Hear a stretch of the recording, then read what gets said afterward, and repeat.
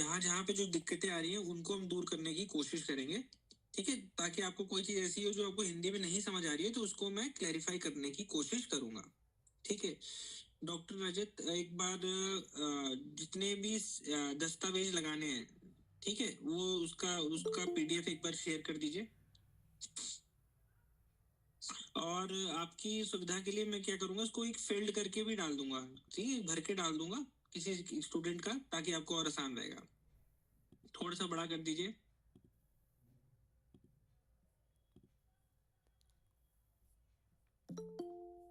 हाँ ये जी हाँ, अब ठीक है, बटन है।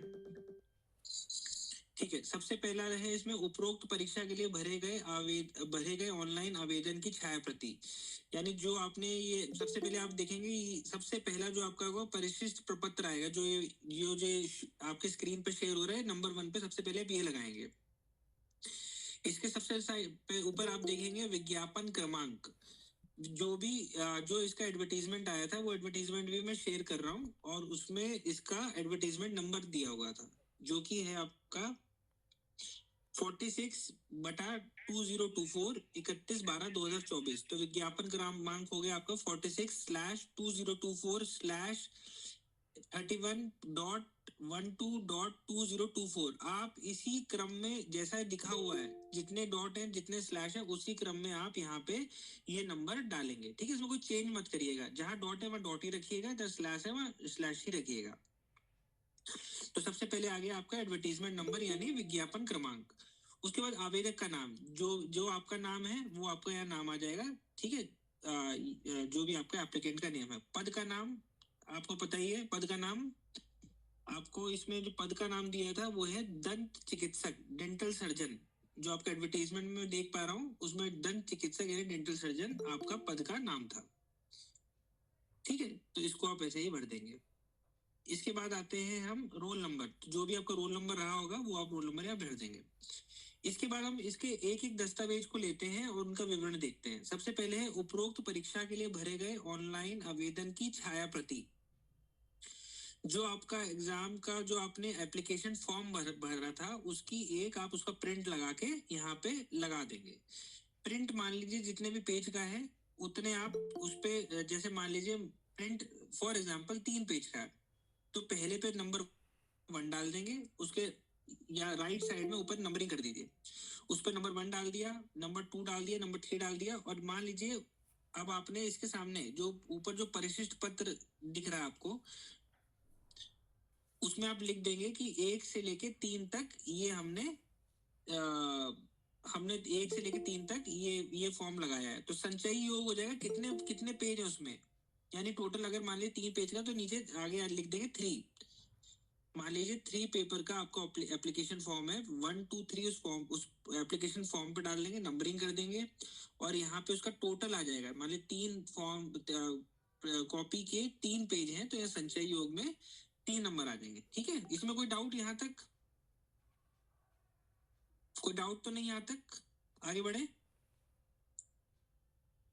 ठीक है, अगर डाउट हो तो आप डाल दीजिएगा। ठीक है, अब इसके बाद आते हैं उपस्थिति पत्रक। उपस्थिति, हाँ बताएं डॉक्टर प्रियंका, बताएं।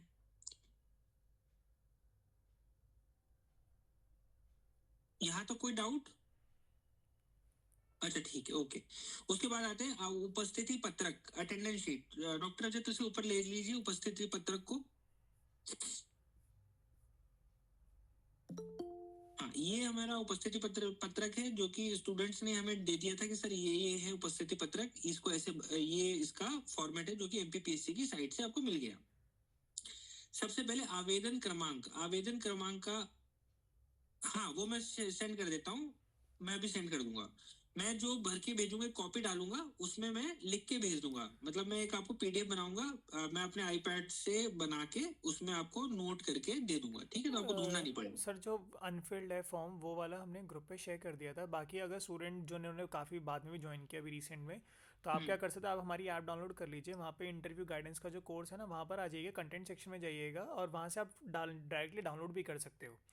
ठीक है, तो आप डायरेक्टली कोई वहाँ से बात नहीं। अनफिल्ड वाला भी कर लेंगे, हम दोबारा से भेज देंगे। एंड एक फिल्ड वाला फॉर्म हम स्टूडेंट का किसी भी एक रैंडम XYZ बना करके एक वो हम एक फिल्ड भी दे देखो हम देंगे एग्जैक्टली आपको। नाम तो नहीं डाल पाएंगे, हाँ, पर उसमें समझा देंगे, ठीक है।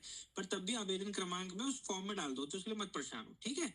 अब हम उपस्थिति पत्रक की बात कर रहे हैं। उसमें सबसे पहले लिखा हुआ उपस्थिति पत्रक, यानी आपकी अटेंडेंस शीट। सबसे पहली बात, ये किसी और से नहीं भरवाएंगे, ये सब अपना जितना भी फॉर्म भरेंगे आप अपने हाथ से भरेंगे, ठीक है। कोशिश करिए इस सारे फॉर्म को आप हिंदी में भरें। बहुत लोग कंफ्यूजन था, इंग्लिश में भरूं हिंदी भरूं, मैं बार बार कहूंगा अब इसको हिंदी में भरो। फिल फॉर्म अभी मैं 1 घंटे में डाल दूंगा। देखिए मैंने अपने इस पे ही खोला हुआ, मैंने आईपैड पे ही खोला हुआ है, पर आसान ताकि आपको पहले मैं बताता चलूं, फिर मैं उसको आपको फिल करके भेज दूंगा, ठीक है। तो सबसे पहले चीज है, उसमें आप देखेंगे उसमें लिखा हुआ आवेदक द्वारा भरा जाए, यानी जो भी फॉर्म भरेंगे, चाहे आपकी राइटिंग हिंदी की अच्छी हो या गंदी हो, साफ साफ अपनी राइटिंग में ही भरना है, किसी और पापा मम्मी चाची से नहीं भरवाना, ठीक। सबसे पहला उसमें कॉलम है आवेदन क्रमांक, यानी आपका एप्लीकेशन नंबर, वो आप एप्लीकेशन नंबर डाल देंगे जो कि आपकी एप्लीकेशन फॉर्म में दिया हुआ है, ठीक। उसके बाद आता है पंजीयन क्रमांक या फिर रोल नंबर। पंजीयन का मतलब होता है रजिस्ट्रेशन नंबर या फिर रोल नंबर, जो भी होगा वो आप यहाँ डाल देंगे।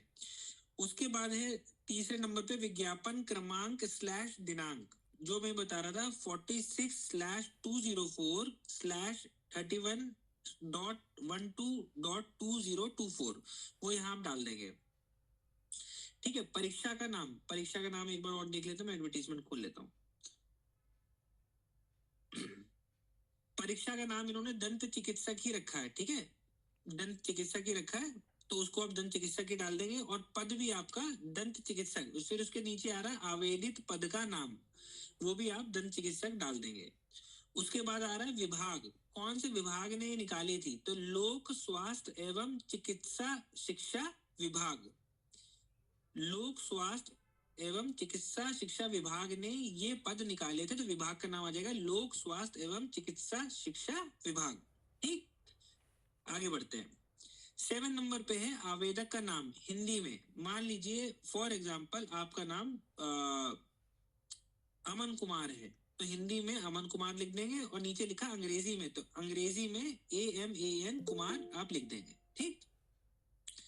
इसके बाद आता है वर्तमान डाक का पता।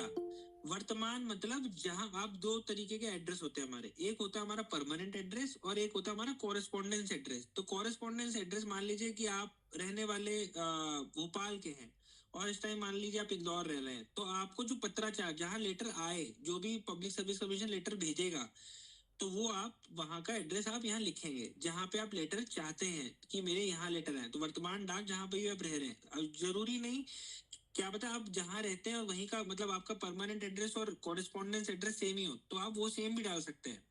पर कभी कभार ऐसा होता है कि मान लीजिए मैं रहने वाला भोपाल का हूँ, अभी रह रहा हूँ इंदौर किसी नौकरी के चक्कर में, तो मैं अपने वर्तमान डाक का पता यहाँ पे डालूंगा। जो भी है XYZ आप डाल देंगे। फिर कौन से ग्राम या शहर, अगर आप कहीं गांव में रहते हो तो ग्राम का नाम आ जाएगा, शहर मतलब मान लीजिए मैं इंदौर में रहता हूँ तो मैं इंदौर लिख दूंगा, ठीक। जिला भी उसमें इंदौर हो जाएगा, इंदौर जिला हो जाएगा। राज्य आ जाएगा राज्य आ जाएगा मध्य प्रदेश, और उसका आ जाएगा पिन कोड, ठीक। आगे बढ़े। 9 नंबर में आवेदक का ईमेल आईडी, जो आपकी ईमेल आईडी हो उसको प्रॉपरली साफ साफ लिखना है। ऐसा नहीं, कई लोग @ के बाद डॉट नहीं दिखता है, तो जो भी आपकी आईडी हो, जैसे मान लीजिए फॉर एग्जाम्पल मेरी आईडी mayancool.sagar@gmail.com MAYANK डॉट, ठीक है, डॉट वो दिखना चाहिए, ठीक है, 2 डॉट ऐसा ना हो कि आप, अच्छा, इसमें कंफ्यूजन और था कि ब्लू से भरे ब्लैक से भरे, ब्लू से भरो कोई दिक्कत नहीं है, जो आपको पसंद हो, पर बॉल पेन हो, पायलट पेन, इंक पेन ना हो कि आपने चलाया पानी पड़ा और फैल गया। तो रेनॉल्ट का बहुत अच्छा पेन आता है, बॉल पेन आता है, तो वो बहुत अच्छा पेन होता है, अब लिखने में बनता है, और उस कोशिश करो वो ले लो, कोई भी पेन ले लो, पर मैं आपको सुझाव के तौर पर बता रहा हूँ, एक ब्लू पेन बॉल पेन ले लेना, ठीक है। इंक ना हो, पायलट पेन ना हो, इस बात का विशेष ध्यान रखना, क्योंकि पानी पड़ा और फैल गया और आपका सारा डॉक्यूमेंट खराब हो जाएगा, तो कोशिश करिए बॉल पेन से भरें। आवेदक का मोबाइल दूरभाष नंबर, इसमें 2 नंबर डालिएगा, अगर आपके पास 2 नंबर कैरी करते 2 नंबर डाल दीजिए, नहीं तो पापा मम्मी का पहला नंबर अपना और पापा मम्मी का किसी का नंबर हो वो यहाँ डाल दीजिए। इसी के ऊपर आप देखेंगे यहाँ पासपोर्ट साइज का फोटो चिपका है, कोशिश करें जो आपने एप्लीकेशन फॉर्म में फोटो लगाया था उसी का फोटो लगाएं, यहाँ पे कोई दूसरा फोटो ना लगाएं, और अगर कॉपी नहीं है तो उसी फोटो की कॉपी निकलवा लेना, बहुत आराम से निकल जाती है, ठीक है। और आप देखेंगे उसके बाद लिखा है यहाँ पे पासपोर्ट साइज का फोटो चिपकाए तथा हस्ताक्षर करें। कोशिश करिएगा फोटो आपका इसी बॉक्स में आ जाए या थोड़ा सा बॉक्स से ऊपर भी हो, पर यहाँ साइन करने की जगह बने। नीचे देखेंगे साइन है, तो साइन फोटो के ऊपर नहीं। नॉर्मली क्या होता है, हम आधा साइन फोटो पे करते हैं और आधा साइन फॉर्म पे करते हैं, पर उसने नीचे एक स्पेस दे रखा है, वहीं पे आप अपने साइन करेंगे। ठीक है, आगे बढ़ते हैं। इसमें फिर इसके बाद लिखा साक्षात्कार के समय उपयोग हेतु। ये आपको इसमें कुछ नहीं भरना है।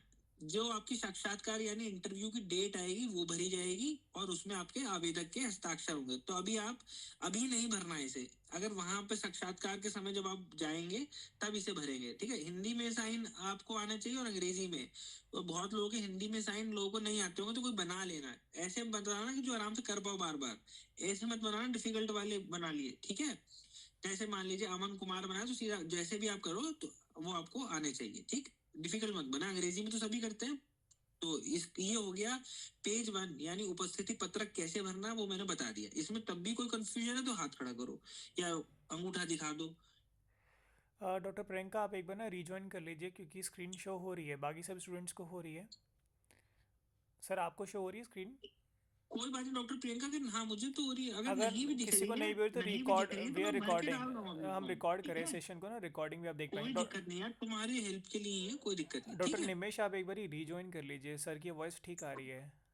एक बार रीजॉइन करके देखिए, अगर ठीक आ रहा है तो बाकी स्टूडेंट्स को ठीक आ रहा है वॉइस। नेक्स्ट ठीक। फॉर्म, नेक्स्ट पेज पे चलें सर। हाँ, अभी मैं इसमें बता दूं। इसमें एक ही मूल प्रति मतलब ओरिजिनल होता है। तो जो आपने फॉर्म निकाला ये ओरिजिनल आपने उसमें दस्तावेज में एप्लीकेशन के बाद ये लग जाएगा उपस्थिति पत्रक। बस वो ओरिजिनल लगाना, उसी फोटो स्टेट नहीं लगानी। जो आपने भरा वही लगा देना है। अब मान लीजिए एक ही पेज का है तो पेज नंबर मान लीजिए फॉर एग्जाम्पल 4 आ गया, तो आपने इसमें प्रश्न क्रमांक लिख देंगे 4। 4 से 4 और टोटल कितने हो गए, एक ही फॉर्म है ना, तो संचयी योग हो गया 1। समझ आ गया? मान लीजिए एप्लीकेशन फॉर्म की 3 कॉपी थी, संचयी योग हो गया 3। अब मान लीजिए ये तो एक ही फॉर्म है, मेरे सामने दिख रहा है, तो 1 हो गया, इसका टोटल हो गया 1। तो संचयी योग में आ जाएगा 1। ठीक है,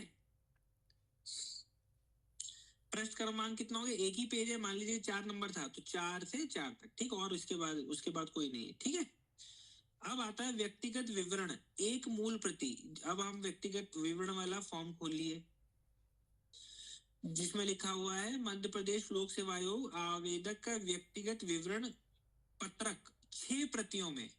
अब मेरी बात ध्यान से सुनो, उसमें साफ साफ लिखा हुआ इस प्रपत्र को आवेदक स्वयं ही कृपया बॉल पेन से भरकर उसकी 5 फोटो प्रतियां कराप्त करने के पश्चात प्रत्येक प्रति पर पृथक पृथक हस्ताक्षर करे। इसका अंग्रेजी में मतलब है कि आप इसे अपने आप भरेंगे, बॉल पेन से भरेंगे, और इसको पहले जो व्यक्तिगत विवरण है, ठीक है, उसको पहले भर लोगे, फिर उसकी 5 अलग से फोटो स्टेट कराओगे और सब पे अलग अलग अलग अलग साइन करोगे। समझ आ गई बात?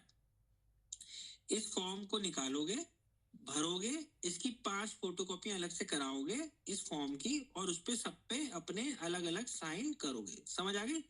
अब देखते हैं इसमें क्या क्या भरना है। उसमें लिखा है आवेदक निम्नांकित समस्त प्रविष्टियां अनिवार्यता स्पष्ट रूप से अंकित करना सुनिश्चित करें। इसका मतलब जो जो नीचे चीजें बोली गई हैं वो आप साफ साफ लिखें। ठीक है, उसको तरीके से लिखें। तो आवेदन क्रमांक यानी आ गया एप्लीकेशन नंबर, वो आपको बता दिया। पंजीयन क्रमांक या रोल नंबर यानी रजिस्ट्रेशन नंबर, रोल नंबर वो यहाँ आ जाएगा। साक्षात्कार तिथि आपको नहीं पता है तो वो आप खाली छोड़ देंगे। विज्ञापन क्रमांक बता दिया 46/2024, उसके आगे डेट आ जाएगी। परीक्षा का नाम था दंत चिकित्सक। ठीक, आवेदित पद का नाम भी था दंत चिकित्सक, विभाग का नाम था लोक स्वास्थ्य एवं चिकित्सा शिक्षा विभाग। वो मैं लिख के दे दूंगा अगर नहीं लिख पाओ। ठीक, राइट में आपकी पासपोर्ट साइज की फोटो जो ऊपर लगाई थी वो नीचे लगाना, अलग अलग फोटो मत लगाना, एक ही फोटो को यूज करना, उसके नीचे हस्ताक्षर कर देना। आवेदक का नाम हिंदी में मान लो अमन कुमार हिंदी में लिख दिया, अंग्रेजी में अमन कुमार AMAN कुमार लिख दिया। पिता या पति का नाम। अब यहाँ पे बात इंपॉर्टेंट है, जो लोग अपना क्या कहते हैं ये कैटेगरी वेटेगरी वो कर रहे हो, ठीक है, जैसे मान लो किसी की मैरिज हो गई तो वो तो नॉर्मली पति का नाम ही डालती है। ठीक है, पर जो लोग अनमैरिड हो पिता का नाम डाले। ठीक है, समझ आ गया? इसमें आगे बढ़े। 10 नंबर पे आ जाता है जन्म दिनांक यानी date of birth high school प्रमाण पत्र के आधार पर, यानी 10th का जो आपका जो डॉक्यूमेंट होता है, सर्टिफिकेट होता है, उसकी डेट ऑफ बर्थ को नॉर्मल मतलब करेक्ट डेट ऑफ बर्थ माना जाता है।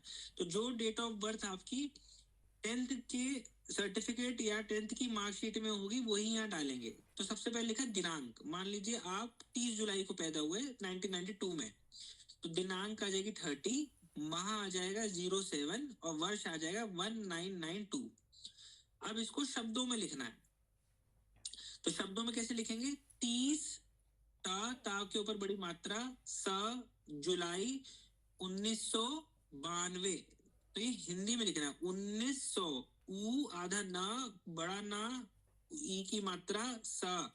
अब ये नहीं आए तो पूछ लेना, मतलब कि आप घर में किसी को आते हो। 92, मान लो 92 लिखना, 92, तो ब, अब आधा ब, य, न और व पे एक ही मात्रा। नहीं लिख पाओ तो मुझसे पूछ लेना, मुझे उस पर डाल देना, मैं लिख के बता दूं कैसे लिखना है, ठीक है? तो हाई स्कूल प्रमाण पत्र के आधार पे आपकी हो गई डेट ऑफ बर्थ। अब दिनांक 1/1/2, इस पे आगे कुछ लिखा नहीं है, ठीक है, कि कितनी को आयु कितनी है। तो ये नॉर्मली 2025 हाँ, के हिसाब से। राइट वही मैं आ रहा था। तो यहाँ आएगा 2025, तो 1 जनवरी 2025 को कितने साल के होते हो?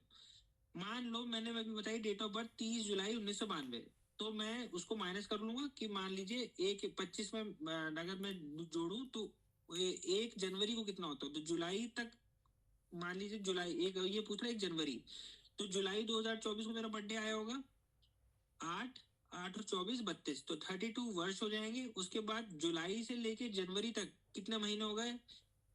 अगस्त, सितंबर, अक्टूबर, नवंबर, दिसंबर। दिसंबर 31 को पूरा हो गया, 30 को, तो कितने महीने हो गए? 5 महीने 2 दिन। ठीक, समझ आ गया तरीका?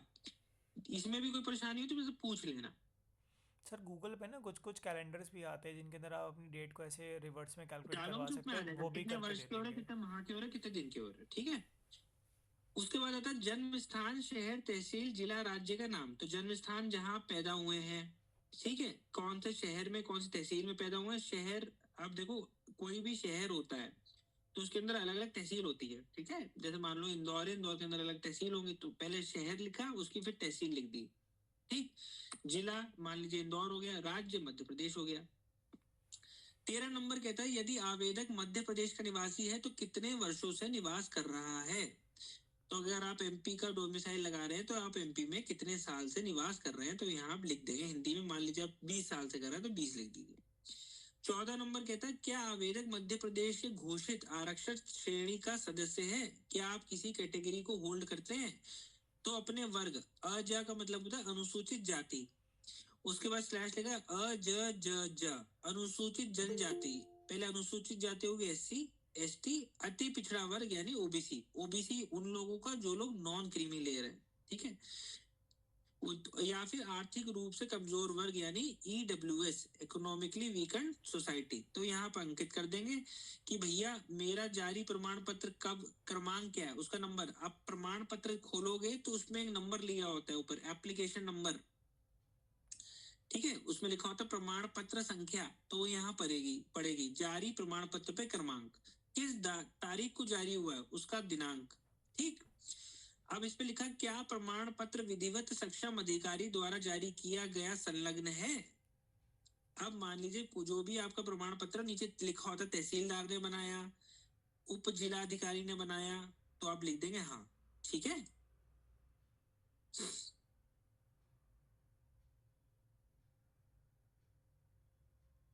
ठीक, इसमें आप जो अपना अगर आप कोई भी कैटेगरी लगा रहे हो तो इसमें लगा भी देना, इसमें लिखा हुआ संलग्न है तो संलग्न मतलब उसे चिपकाना, ठीक है, तो हाँ कर दीजिएगा। इसके बाद आ गया आवेदक का वर्तमान डाक पता, यानी जहां पे अभी आप चाहता है कि मेरा पत्राचार सारे कागज वहां है। और दूसरे पे आएगा स्थायी पता, जो परमानेंट एड्रेस जहाँ का डोमिसाइल ले रहे हो वो वहां डाल दोगे, ठीक है। मूल निवास स्थान भी, कि भैया कई बार लोगों का स्थायी पता ये मूल निवास होता है, यानी उनका ओरिजिनल एड्रेस। मान लीजिए कि आप रहने वाले भोपाल के हैं, वहीं किसी गांव में आपका जन्म हुआ था, तो अब ठीक है, तो वो आपको मूल निवास हो गया, वहीं पे आप रहने वाले हैं, ठीक है। उसके बाद आ गया आवेदक का आधार कार्ड नंबर। इसमें 16 कॉलम, 12 खाचे बने हो, तो सबका आधार कार्ड नंबर 12 का होता है, तो एक एक नंबर आप डाल देंगे, ठीक है।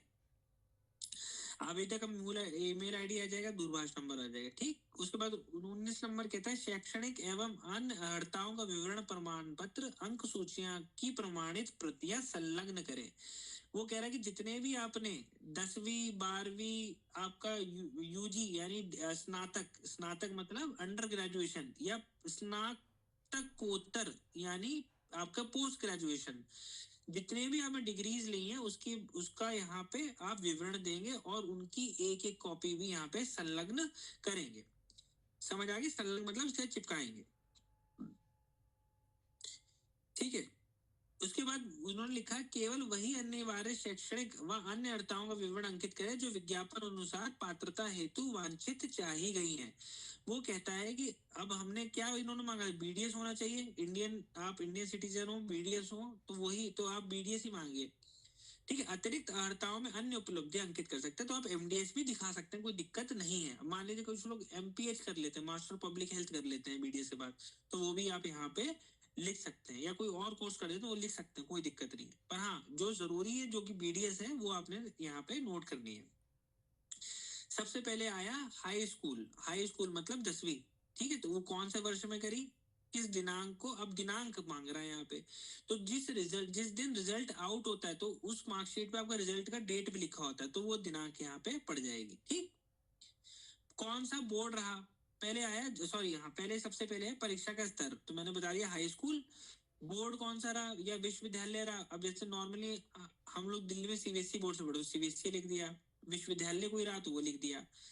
अंतिम परीक्षा उत्तीर्ण करने का वर्ष, यानी आपने 10वीं कब पास करी, मान लीजिए 2008 में पास करी, 2008 लिख दिया, दिनांक लिख दिया। श्रेणी तथा प्राप्तांक प्रतिशत ग्रेड। अब श्रेणी मतलब देखो, जिनके 60% से ऊपर नंबर होते हैं वो श्रेणी ए ग्रेड होते हैं, ए ग्रेड होती है, ठीक है। सब 60 से ऊपर ही होंगे। अगर मान लो 60 से नीचे हो तो वो बी बी कहलाता है, ठीक है।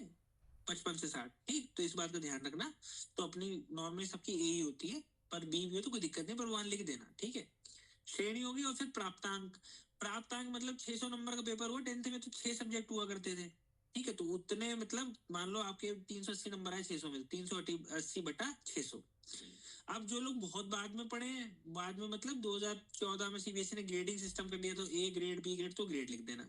परीक्षा के विषय, अब 10th में क्या क्या होता था, अंग्रेजी होती थी, हिंदी होती थी, गणित होती थी, सामाजिक विज्ञान होता था, संस्कृत या हिंदी जो भी होता होगा वो आप लिख दीजिए। शैक्षणिक संस्था का नाम, अब जो भी आपने स्कूल, जो भी आपके स्कूल का नाम है, छोटा छोटा करके, मान लो को केंद्रीय विद्यालय पढ़ा तो केंद्रीय विद्यालय कर लिख दिया, और उसका एड्रेस लिख दिया। अभियुक्ति संलग्न क्रमांक, अब जो आपने इसके साथ जो डॉक्यूमेंट लगा रहे हैं, ठीक है, तो उसका नंबर लिख दिया, ठीक। जो भी डॉक्यूमेंट है, मान लो हाई स्कूल की सर्टिफिकेट में उसका नंबर होगा, तो उसका क्रमांक लिख दिया। समझ आ गया?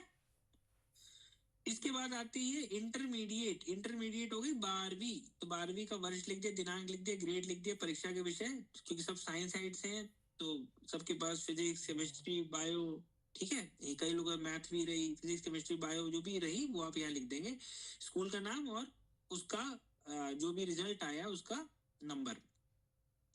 अब बात करते हैं अनिवार्य शैक्षिक अर्हताएं। तो आपका स्नातक हो गया बीडीएस, ठीक है। कौन से बोर्ड से करा, अब सबका कई बार कॉलेज अलग होता है और उसका बोर्ड अलग होता है, ठीक है।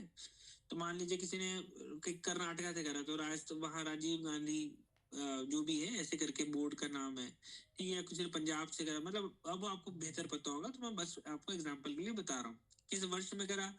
जिस भी वर्ष में आपने डिग्री, आपको रिजल्ट आया है, ठीक है। अब इसमें जिस दिन रिजल्ट आया है, रिजल्ट का डेट डालना, रिजल्ट जिस दिन आपने फाइनल ईयर के एग्जाम पास कर लिए हैं, और दिनांक, ठीक है। उसके बाद आगे स्नातकोत्तर, और या एमडीएस है या एमपीएच, कोई भी अन्य डिग्री है वो यहाँ डाल दो, ठीक है। अन्य वांछित अर्हताएं और भी कुछ डालना चाहते हो, कुछ है, जैसे कई लोग इग्नू का कोई फॉर्म भर ले, इग्नू का कोई कोर्स कर लेते हैं, जैसे मान लीजिए आपने एमबीए कर लिया, ठीक है, तो वो यहाँ आ जाएगा कौन से वर्ष में करा, और या कोई आपने और डिप्लोमा कर लिया तो यहाँ डाल दीजिए। अतिरिक्त और डालना चाहते हैं तो डाल दीजिए। अब अतिरिक्त महत्वपूर्ण अर्हताएं में जैसे मान लीजिए कुछ भी आपने एक्स्ट्रा कोर्स करा तो डाल दो, कोई दिक्कत नहीं, ठीक। अब इसमें वो कह रहा है ग्रेड प्रणाली अंतर्गत यदि किसी परीक्षा में सीजीपीए ग्रेड सिस्टम प्राप्तांक है संबंधित स्थान, ठीक है ठीक है ठीक है ठीक है ठीक है, हाँ, ये ग्रेड प्रणाली अंतर्गत यदि किसी परीक्षा में सीजीपीए ग्रेड सिस्टम में प्राप्तांक है तो संबंधित संस्थान विश्वविद्यालय द्वारा नियत फॉर्मूले के अंतर्गत ऐसे प्राप्तांक को प्रतिशत में कन्वर्ट करके अंकित करें तथा फॉर्मूले में भी संलग्न करें। ठीक है, कई जगह ग्रेडिंग को के नंबर होते हैं, जैसे मान लो एक A+ है तो वो 10 हो गया, ठीक है, तो उस हिसाब से जो भी आपके संस्थान ने वो दिया होगा, सीबीएसई ने उस टाइम ग्रेडिंग दी तो उसके हिसाब से लिख देना कितने नंबर बनते हैं, ठीक। अब जितने भी विज्ञापन, अब 20 नंबर कहता है विज्ञापन अनुसार वांछित अनुभव यदि मांगा गया है तो उसका विवरण यहाँ अंकित करे। अगर विज्ञापन में कोई आपसे एक्सपीरियंस मांगा गया था, नहीं मांगा गया था, ठीक है, तो ये चलिए अनुभव, ठीक है। अब मान लो कि इसमें आप अपना आईसीसी का भर दो, ठीक है, मैं आपको बोलूंगा कि जैसे इंटर्नशिप करी होगी ना, तो यहाँ लिख देना इंटर्नशिप, धारित पद का नाम इंटर्नशिप, ठीक है, कहाँ से करी, कब से कब करी, ठीक है, वेतन कुछ मिलता था तो वो यहाँ लिख दिया, ठीक है, सरकारी में वेतन मिलता है। अनुभव अवधि के कार्य दायित्व का संक्षिप्त विवरण कि आपने 1 वर्ष करा, यानी कितने अवधि आपने 1 वर्ष की सबकी हुई, कई लोग को बीमार हो गए या ज्यादा तो ज्यादा दिन में इंटर्नशिप कंप्लीट, वो लिख देना। मैं इसलिए कह रहा हूँ लिख दो यहाँ पे, क्योंकि इसमें कह रहा है कि ये जो जरूरी अर्थाएं हैं, मतलब बीडीएस तो बिना इंटर्नशिप के तो पूरी नहीं होगी ना, तो यहाँ लिख देना, ठीक। अब संस्थान कैसा था, शासकीय था, शासकीय मतलब गवर्नमेंट था, अर्ध शासकीय मतलब सेमी गवर्नमेंट था, या अन्य मतलब प्राइवेट था, तो वो लिख देना कि भाई प्राइवेट था। जैसे मान लो हमने ईएसआई से करा, ईएसआई हमारा सरकारी कॉलेज था, ठीक है, तो धारित पद का नाम हो गया इंटर्नशिप, विभाग का नाम हो गया, संस्था का नाम हो गया ईएसआईसी डेंटल कॉलेज, कब से कब करा उस तारीख लिख दी, वेतन हमें जितना मिलता था वो लिख दिया, और कोई भी आपने आपने अनुभव अवधि में कार्य, तो मैंने मान लो 1 साल करा तो 1 साल लिख दिया, 1 वर्ष, ठीक। संस्थान कैसा था, शासकीय यानी गवर्नमेंट, ठीक है। इस तरीके से किसी का जो भी हो वो अपने हिसाब से लिख दे, मैं समझाने के लिए बता रहा हूँ इतनी बात, ताकि कोई कंफ्यूजन ना हो। यदि आप मध्य प्रदेश शासन के अंतर्गत शासकीय, अर्धशासकीय अथवा शासकीय पद में सेवारत है तो इसका विवरण यहाँ अंकित करें। अब मान लीजिए कुछ लोग गवर्नमेंट एम्प्लॉय थे, या कोई, अब जो लोग जेआरशिप कर रहे हैं वो सब यहाँ लिखोगे। अब धारित पद का नाम क्या हो गया, जूनियर रेजिडेंट, ठीक है, जूनियर रेजिडेंट, मान लो कोई जेआरशिप कर रहा है तो वो यहाँ लिख देगा जूनियर रेजिडेंट। कहाँ से कर रहा है, मान लो कि किसी सरकारी किसी जिला अस्पताल से कर रहा है, किसी जिले के, तो वहां जिला अस्पताल डाल दिया। कैसा है, जिला अस्पताल तो भैया गवर्नमेंट ही होगा, तो शासकीय हो गया, ठीक है। ये सब आप यहाँ पे कब से कब करा, नियुक्ति का प्रकार क्या था। अब देखो नियुक्ति कैसे, कितने प्रकार की, नियमित, उस पर लिखा होता है 1 साल के लिए आपको हम ले रहे हैं नियमित, और एक होती संविदा, संविदा मतलब कि आपको कॉन्ट्रैक्चुअल पे लिया, 3 महीने पे हम आपका बॉन्ड रिवाइज करेंगे, 3 महीने बाद दोबारा दोबारा उसको करेंगे, तो नियमित है, संविदा है, ठीक है। या फिर किसी योजना के अंतर्गत मिला है, जैसे मान लो कई लोगों का बॉन्ड होता है, वो लोग पीजी कर लेते हैं, एमडीएस कर लिए, तो कहते हैं 1 साल काम करना है सरकारी, तो योजना के अंतर्गत वो योजना यहाँ लिख दी। कितना वेतन मिलता था, वेतन मान होता है, देखो वेतन मान होता है बेसिक पे। नॉर्मली जूनियर रेजिडेंट को नॉर्थ इंडिया में, अगर मैं उत्तर प्रदेश की बात करूं, दिल्ली की बात करूं, 56,100 रुपए वेतन मान मिलता है, ठीक है, बेसिक पे। या फिर पे ग्रेड बोलूं तो 5400 होता है, जो अगर आप 10, जो लेवल 10 होता है 5400 होता है, तो फिर उसके साथ उसमें बहुत सारी चीजें ऐड कर दी जाती है। जैसे मान लो हम एक पे ग्रेड सिस्टम में आता है, 5400 पे लेवल 10 होता है, पे ग्रेड 5400 होता है, ठीक है, और बेसिक पे का आया था जैसे 56,100, उसके साथ आपको एनपीए भी मिलता है, एचआरए भी मिलता है, तो कुल वेतन ज्यादा हो जाएगा ना, तो वेतन मान हो गया 5400, और कुल वेतन जो भी एचआरए मिलता है, टीए मिलता है, डीए मिलता है, उसको जोड़ के यहाँ लिख दोगे, ठीक। कार्यरत विभाग का ईमेल आईडी, कार्यालय का दूरभाष, अब जैसे मान लो जहां पे भी इंस्टीट्यूशन में आप काम करते हैं वहां का कोई ईमेल आईडी और नंबर वो यहाँ पर डाल देंगे। अब मान लो वो कह रहे हैं क्या विभाग में नियमानुसार अनापत्ति प्रमाण पत्र प्राप्त की है, यदि हाँ तो प्रमाण पत्र की प्रति संलग्न करें। अब मान लो कि कहीं पे आप वो कर रहे हैं, मान लीजिए आप पीजी कर रहे हैं, तो आपने वहां से एनओसी ली है, तो हाँ, तो अगर और हाँ लिखना है, अगर आपने नहीं ली है तो उसमें नहीं कर दें, और अगर ली है तो उस एनओसी सर्टिफिकेट की कॉपी आपने लगानी है। समझ आ गई बात? ठीक है, आप मान लीजिए किसी ने 2000 से पर एक और कहीं काम करा तो उसका नीचे विवरण और डाल सकता है, उसमें 2 कॉलम उन्होंने दिए। अब वो कह रहे हैं कि यदि 22 नंबर कहता है यदि आप अन्य किसी संस्थान विभाग में किसी पद पर मध्य प्रदेश शासन सेवा को छोड़कर सेवारत हैं तो उसका विवरण यहाँ अंकित करें। अब जैसे यदि मान लीजिए कि हम ईएसआई से पास आउट है, ठीक है, तो ईएसआई एक सेंट्रल ऑर्गेनाइजेशन है। तो अब मान लीजिए कि किसी की पोस्टिंग ईएसआई भोपाल में हो गई तो वो वहां मध्य प्रदेश शासन का तो नहीं है ना, वो केंद्र सरकार का है।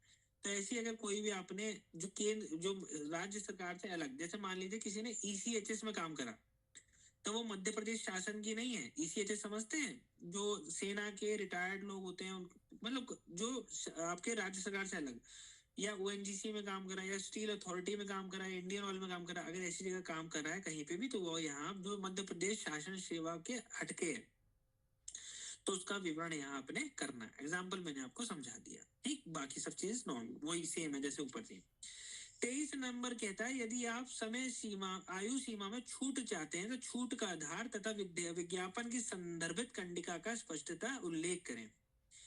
अगर आप अब एज में छूट किनको थी, या तो कैटेगरी के हो या फिर आप सरकारी काम कर रहे हो, तो उसमें अलग अलग वो दी हुई है कौन कौन सी जैसे मान लीजिए आप सरकारी जॉब में है तो ये है, तो उसमें लिखा हुआ है, आप एडवर्टीजमेंट में देंगे, मैं अभी इसमें डाल दूंगा। तो आप जिस भी अगर आप उम्र की सीमा में छूट ले रहे हैं तो आप उसको यहाँ उल्लेख करेंगे। 24 नंबर कहता है कि आप भारत के नागरिक है। बिल्कुल आप भारत के नागरिक हैं, ठीक है। अगर आप भारत के नागरिक नहीं है, ठीक है, तो ये तो कोई पॉइंट नहीं है, तो नहीं वो उसमें आ जाएगा, ठीक है। उसमें लिखा है यदि आप भारत नागरिक नहीं है तो क्या आपने भारत सरकार से पात्रता का घोषणा पत्र प्राप्त किया है, ठीक है। तो पहली बात तो पहले हाँ ही हो जाएगा, तो ये उसका कोई पॉइंट है ही नहीं। क्या आप विवाहित हैं? अगर आपकी शादी हो रखी है, हाँ। यदि आप यदि हैं तो आपकी एक से अधिक जीवित पत्नियां हैं। देखिए सरकारी पति नहीं, पत्नियां पति नॉर्मली नहीं होता, पर हाँ सरकारी में एक से अधिक आपकी जीवित पति या पत्नी नहीं होना चाहिए, ठीक है। अगर आपका कोई डाइवोर्स है, एग्जाम्पल के लिए समझा रहा हूँ, तो उसमें लिख दीजिएगा, मतलब आपकी एक ही अभी प्रेजेंटली एक ही पति या एक पत्नी होना चाहिए, ठीक, आधिकारिक रूप से। हंसना मत, समझाने के लिए बता रहा हूँ। सरकार कहती है कि आपका एक ही पति या पत्नी होना चाहिए। कोई अगर डाइवोर्स है तो मतलब अभी एक ही है, मतलब समझिए इस बात को। क्या आप दिव्यांग श्रेणी में आते हैं? अगर विकलांगता है, अगर आप दिव्यांग है, आपका डिसेबिलिटी सर्टिफिकेट बना हुआ है तो हाँ लिख देंगे। दिव्यांगता का प्रकार, अस्थि मतलब हड्डी, श्रवण मतलब सुनने में, दृष्टि बाधित मतलब आप देख नहीं पाते हैं, और बहु विकलांगता यानी काफी सारी चीजों में आप विकलांग हैं तो यहाँ मेंशन कर देंगे, ठीक है। प्रतिशत कितना होता है? 40%, वो आपके डिसेबिलिटी सर्टिफिकेट में लिखा होता है, ठीक है। वांछित सक्षम पदाधिकारी डॉक्टर बनाता है, ठीक, तो नीचे उसका वो आप सब लिख देंगे। वैसे नॉर्मली बहुत कम लोग हैं, पर मैंने समझाने के लिए कर दिया, ठीक है। तो नहीं अगर आते हैं तो नहीं लिख दें। क्या आप भूतपूर्व सैनिक है? कुछ लोग पहले आर्मी में काम कर रहा होता है, तो अगर भूतपूर्व सैनिक है तो हाँ ना लिख दें। अगर आपने वहां कहीं काम करा है, मान लीजिए कुछ लोगों ने 5 साल की जॉब करते हैं सरकारी में, इसमें आर्मी में जो हम करते हैं ना, जो हमारा आर्मी का एग्जाम अगर है तो वो उसको भर देना, ठीक है, अगर होता है, ठीक है। किसी नियोजित खेल कूद में आपने राज्य विश्वविद्यालय या महाविद्यालय का प्रतिनिधित्व करा है तो हाँ, ठीक है। अगर आपने कोई स्पोर्ट्स में कोई अचीवमेंट करी है स्टेट लेवल पे, ठीक है, या फिर यूनिवर्सिटी लेवल पे, तो अगर आपने वो करा तो यहाँ पे उसका प्रमाण पत्र संलग्न कर सकते हो। तो प्रमाण पत्र की कॉपी डालनी, कौन से गेम में करा है, मतलब यहाँ पे तो डिटेल डालनी है, ठीक है। और डिटेल डालोगे तो उसके साथ प्रमाण पत्र की कॉपी भी लगाओ, ठीक है। राष्ट्रीय कैडर कोर एनसीसी में भाग लिया, कुछ लोग एनसीसी होते हैं, तो एनसीसी का कौन से लेवल का आपका सर्टिफिकेट है? उसमें अलग अलग लेवल होते हैं, वो लेवल बहुत सारे लेवल होते हैं, वो है तो यहाँ पे उसका उल्लेख कर देना और एंड में उसको अटैच भी कर देना। अब जितने भी चीजें अटैचमेंट है वो इसी फॉर्म के साथ अटैच होंगे, मतलब समझ रहे हैं, ये अभी हम बात कर रहे हैं पर्सनल एप्लीकेशन की, तो इसी के साथ अटैच करना उसी फॉर्म को, उनकी 5 कॉपियां बना लेना। बात समझ आ गई कि यहाँ ये जो फॉर्म है इसके साथ जो जो सर्टिफिकेट मांगता है इसी के साथ अटैच करते जाना, उसमें नंबरिंग कर देना। पहले तो फॉर्म की नंबरिंग करोगे, उसके बाद जो जो डॉक्यूमेंट लगा उनकी नंबरिंग कर दोगे उसी के साथ। जैसे मान लो फॉर्म के 3 कॉपी हुए, 1 2 3, और उसके बाद 4 पे मान लीजिए आपने ऊपर अपना सर्टिफिकेट लगा दिया है, SC ST का, OBC का, जो भी है, तो जो भी सर्टिफिकेट उन पे अलग अलग नंबरिंग हो जाएगी। ठीक, जो चीजें आप भर रहे हो उन्हीं का नंबरिंग, उनका कॉपी भी लगेगा। फिर जितनी मान लीजिए एक सेट बन गया पूरा, उसकी 5 कॉपियां होंगी अलग से, फिर उस हर कॉपी पे आपके साइन होंगे। ठीक, किसी को कोई डाउट तो नहीं है अब तक? ये मैं बस बोल रहा हूँ, आपको समझ नहीं आ रहा है? अंगूठा दिखा दो। सर ठीक ये MP वाले ने डॉक्यूमेंट्स में कुछ ज़्यादा मांग ली है। यार, पक्की सरकारी नौकरी है भैया, ऐसे ही डॉक्यूमेंट मांगे जाते हैं। ये तो सोचो कि इनकी ये भर के आती ऐसी फील आती है सरकारी नौकरी है। ये आपकी A to Z चीजें मांगी जाती है सब आपकी। जब जब आप ज्वाइन करेंगे तो आपकी एक सेवा पुस्तिका बनती है, सर्विस बुक बनती है। जी सर, ACR रिपोर्ट बनेगी। ACR नहीं, ACR अलग चीज है। ACR होता है हर साल जो आपकी वो रिपोर्ट अलग है। इंक्रीमेंट के पर लिए। आपकी सर्विस बुक बनती है, कितनी किताब बनती है, जिसमें आपके जितने भी इंक्रीमेंट लगेंगे हर साल, आपकी तनख्वाह बढ़ेगी। जितने DA लगेंगे, हर 6 महीने में DA सरकार बढ़ाती है, तो वो सब चीजें लिखी जाएंगी। जैसे मान लो आप 56,100 में ज्वाइन करते हैं तो अगले साल बढ़ जाएगी। ठीक है, तो ऐसे ऐसे वो सारी चीजें लिखी जाती है, तो उसमें सब चीजें लिखी जाती हैं, तो इसलिए सारे डॉक्यूमेंट मांगे जाते हैं। JRशिप तो कॉन्ट्रेक्चुअल होती है ना, ठीक है, मतलब नियमित होती है, 1 साल के लिए पूरी होती है। जैसे मैंने करी थी तो वो नियमित थी 1 साल के लिए, तो नियमित 1 साल, सर जैसे बीच में कोई ब्रेक नहीं। कुछ JRशिप में रहता है कि 90 डेज का और एक दिन का ब्रेक करके वो। हाँ, वो संविदा वाली होती है, वो 3-3 महीने में, वो उसे हाँ एडहॉक कहते हैं, हाँ, एडहॉक कहते हैं। एड ठीक हॉक। है, जी जी पर जी। किसी की जैसे लगातार 1 साल की, तो रेगुलर उसे JR। नियमित कहते हैं। रेगुलर ठीक है, JR रेगुलर जैसे कहते हैं, रेगुलर लिखा वाले। होता है रेगुलर कॉन्ट्रेक्चुअल। ठीक है, चलो आगे बढ़े। ठीक है, ये मैंने आपको बता दिया है, ये भी बता दिया, मध्य प्रदेश शासन छोड़कर। ठीक है, हाँ, क्या कभी शासकीय तथा अन्य सेवा से बर्खास्त किया गया, हटाया गया, किसी अन्य न्यायालय द्वारा अभियोजित दंडित किया है? यदि आप, यानी कभी आपको ऐसा हो कोई गवर्नमेंट जॉब हो तो वहां से हटा निकाला गया हो, कहते हैं ना रेस्टिकेट करा गया हो, या आपको किसी केस में कोई सजा मिली हो, तो वो आप उसका यहाँ पे उल्लेख करेंगे। ठीक है, नॉर्मली नहीं होता तो सब नहीं है। ठीक है, क्या आपको संघ अथवा राज्य लोक सेवा नहीं, ठीक है, कभी नहीं करा होगा। ठीक है, तभी तो एग्जाम दे रहे हो।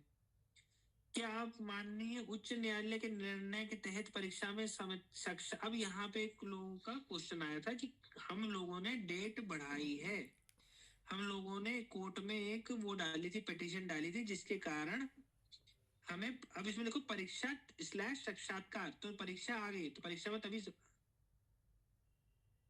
हाँ, कर दो कर दो, कर दो, कोई फर्क नहीं पड़ रहा। वैसे उन्होंने यूनिवर्सिटी, स्कूल का नहीं मांगा, यूनिवर्सिटी का मांगा है। ठीक है, डालना चाहे डाल दो, कोई दिक्कत नहीं है।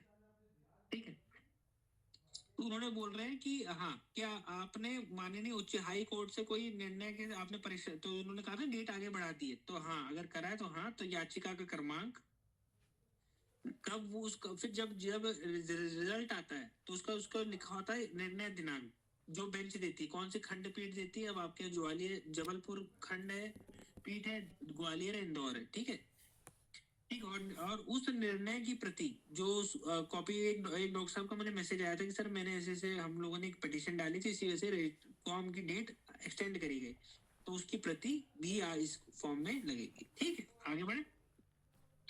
क्या अपने संबंध में कोई विशेष जानकारी जो आपके चयन में सहायक हो, जैसे अभिरुचियों, प्रकाशनों आदि के संबंध देना चाहे तो संक्षेप में अंकित करें। हाँ, अभिनीति में बताता हूँ, पहले मैं 33 नंबर कंफर्म कर दूं, फिर मैं आपकी बात सुनता हूँ। अब वो कह रहे हैं कि ऐसी कोई चीज जो आपको एक फेवर दे, जैसे कुछ लोग कह रहे हैं हमने तो पब्लिकेशन करी है। ठीक है, प्रकाशन करे, प्रकाशन मतलब पब्लिकेशन। ठीक है, तो वो आपको फायदा देता है। जैसे कुछ लोगों ने MDS में अपनी वो करी होगी, थीसिस राइटिंग, या फिर कोई पब्लिकेशन करोगे, जैसे उस दिन एक डॉक्टर साहब बोले मेरे पबमेड में मेरा वो छपा हुआ है, तो वो यहाँ लिखेंगे। ठीक है, छोटा छोटा संक्षेप में, ऐसा नहीं कि पूरी उस स्टडी का नाम लिख रहे हो। ठीक है, छोटा छोटा स्टडी का कुछ शॉर्ट फॉर्म छोटा छोटा लिख दिया, मतलब इसके अंदर आ जाए। ऐसा नहीं बहुत सारे सब ऑथर के नाम लिख रहे हैं, नहीं, स्टडी का नाम। और ठीक है, डाल दो कॉन्फ्रेंस पेपर। वैसे इसका कोई फर्क नहीं पड़ता, कॉन्फ्रेंस पेपर पेपर प्रेजेंटेशन करो, पर डाल दो, कोई फर्क नहीं पड़ रहा। ठीक है, उनमें इतनी बस उन्होंने डाला और डाल दो, ये तुम्हारे लिए फायदेमंद है ना। पर कॉन्फ्रेंस का पेपर नहीं, डेंटिस्ट्री से रिलेटेड जो आपकी नौकरी में सहायक हो, हाँ, डाल दो, बेस्ट पेपर ऑर्डर डाल दो। ठीक है, जो नौकरी में सहायता दे, डेंटिस्ट्री से रिलेटेड ही चीजें डालनी है, ठीक है, डेंटिस्ट्री के अलावा नहीं डालनी है। मान लीजिए कोई आपने नॉवल लिख दिया अलग से, उसका कोई फायदा नहीं। जो डेंटिस्ट्री में सहायक हो, जो इस पोस्ट के लिए सहायक हो, ठीक है। उसके बाद हाँ, आप पहले किसी के 3 क्वेश्चन थे, पहले वो लोग मेरे से क्वेश्चन पूछ लो, फिर मैं आगे बढ़ूंगा, जिन्होंने हैंड रेज करा था। सर हम क्वेश्चंस ले लें फिर एक बारी में सारे, या फिर क्या अभी आगे कंटिन्यू करके यार लास्ट अभी में लें? यहाँ वाला ना, Bhumika and 4 more have raise their hands, इनके पहले डाउट ले लो ताकि यहाँ तक चीजें मैं क्लियर फिर हो एक जाए, एक फिर करके आगे सबका बढ़ो। नाम लेता जाता हूँ, आप सब लोग फिर हाँ अपने लोअर हैंड पूछ करके लो। और अनम्यूट करके पूछिए। डॉक्टर प्रंजुल आप हाँ एक बारी हाँ अपना सवाल पूछ लीजिए। सर वो मैंने मैसेज में पूछ लिया था तो वो आंसर कर दिया सर ने। अच्छा ठीक ठीक है, आप लोअर कर लीजिए फिर। डॉक्टर निमेश आपका सवाल आप पूछ लीजिए अनम्यूट करके।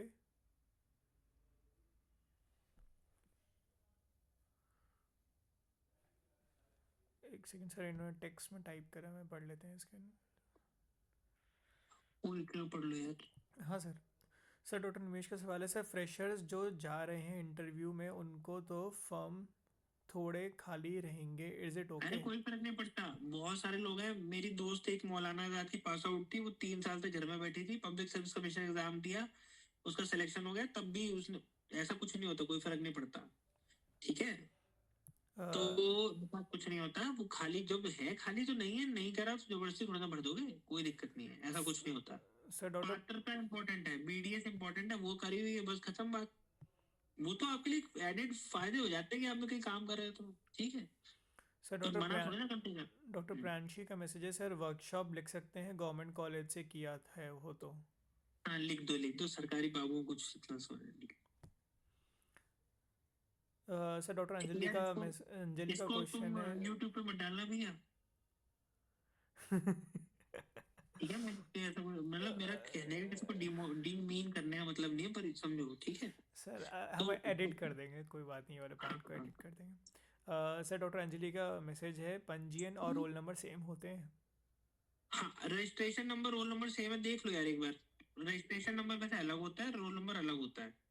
रजिस्ट्रेशन नंबर जिसके लिए फॉर्म जब रजिस्टर करा होता है, रोल नंबर अलग होता है, जो एडमिट कार्ड में लिखा होता है इस नंबर के साथ, तो अलग होता है, ठीक है, तो चेक कर लेना।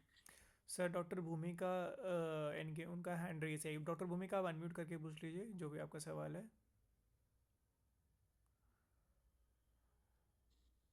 हेलो। हम्म। हाँ जी सर, ये शॉर्ट डीएल जो है संक्षिप्त, वो भी भरना है क्या, संक्षिप्त फॉर्म? हाँ वही तो बता रहा हूँ इतनी देर से मैं।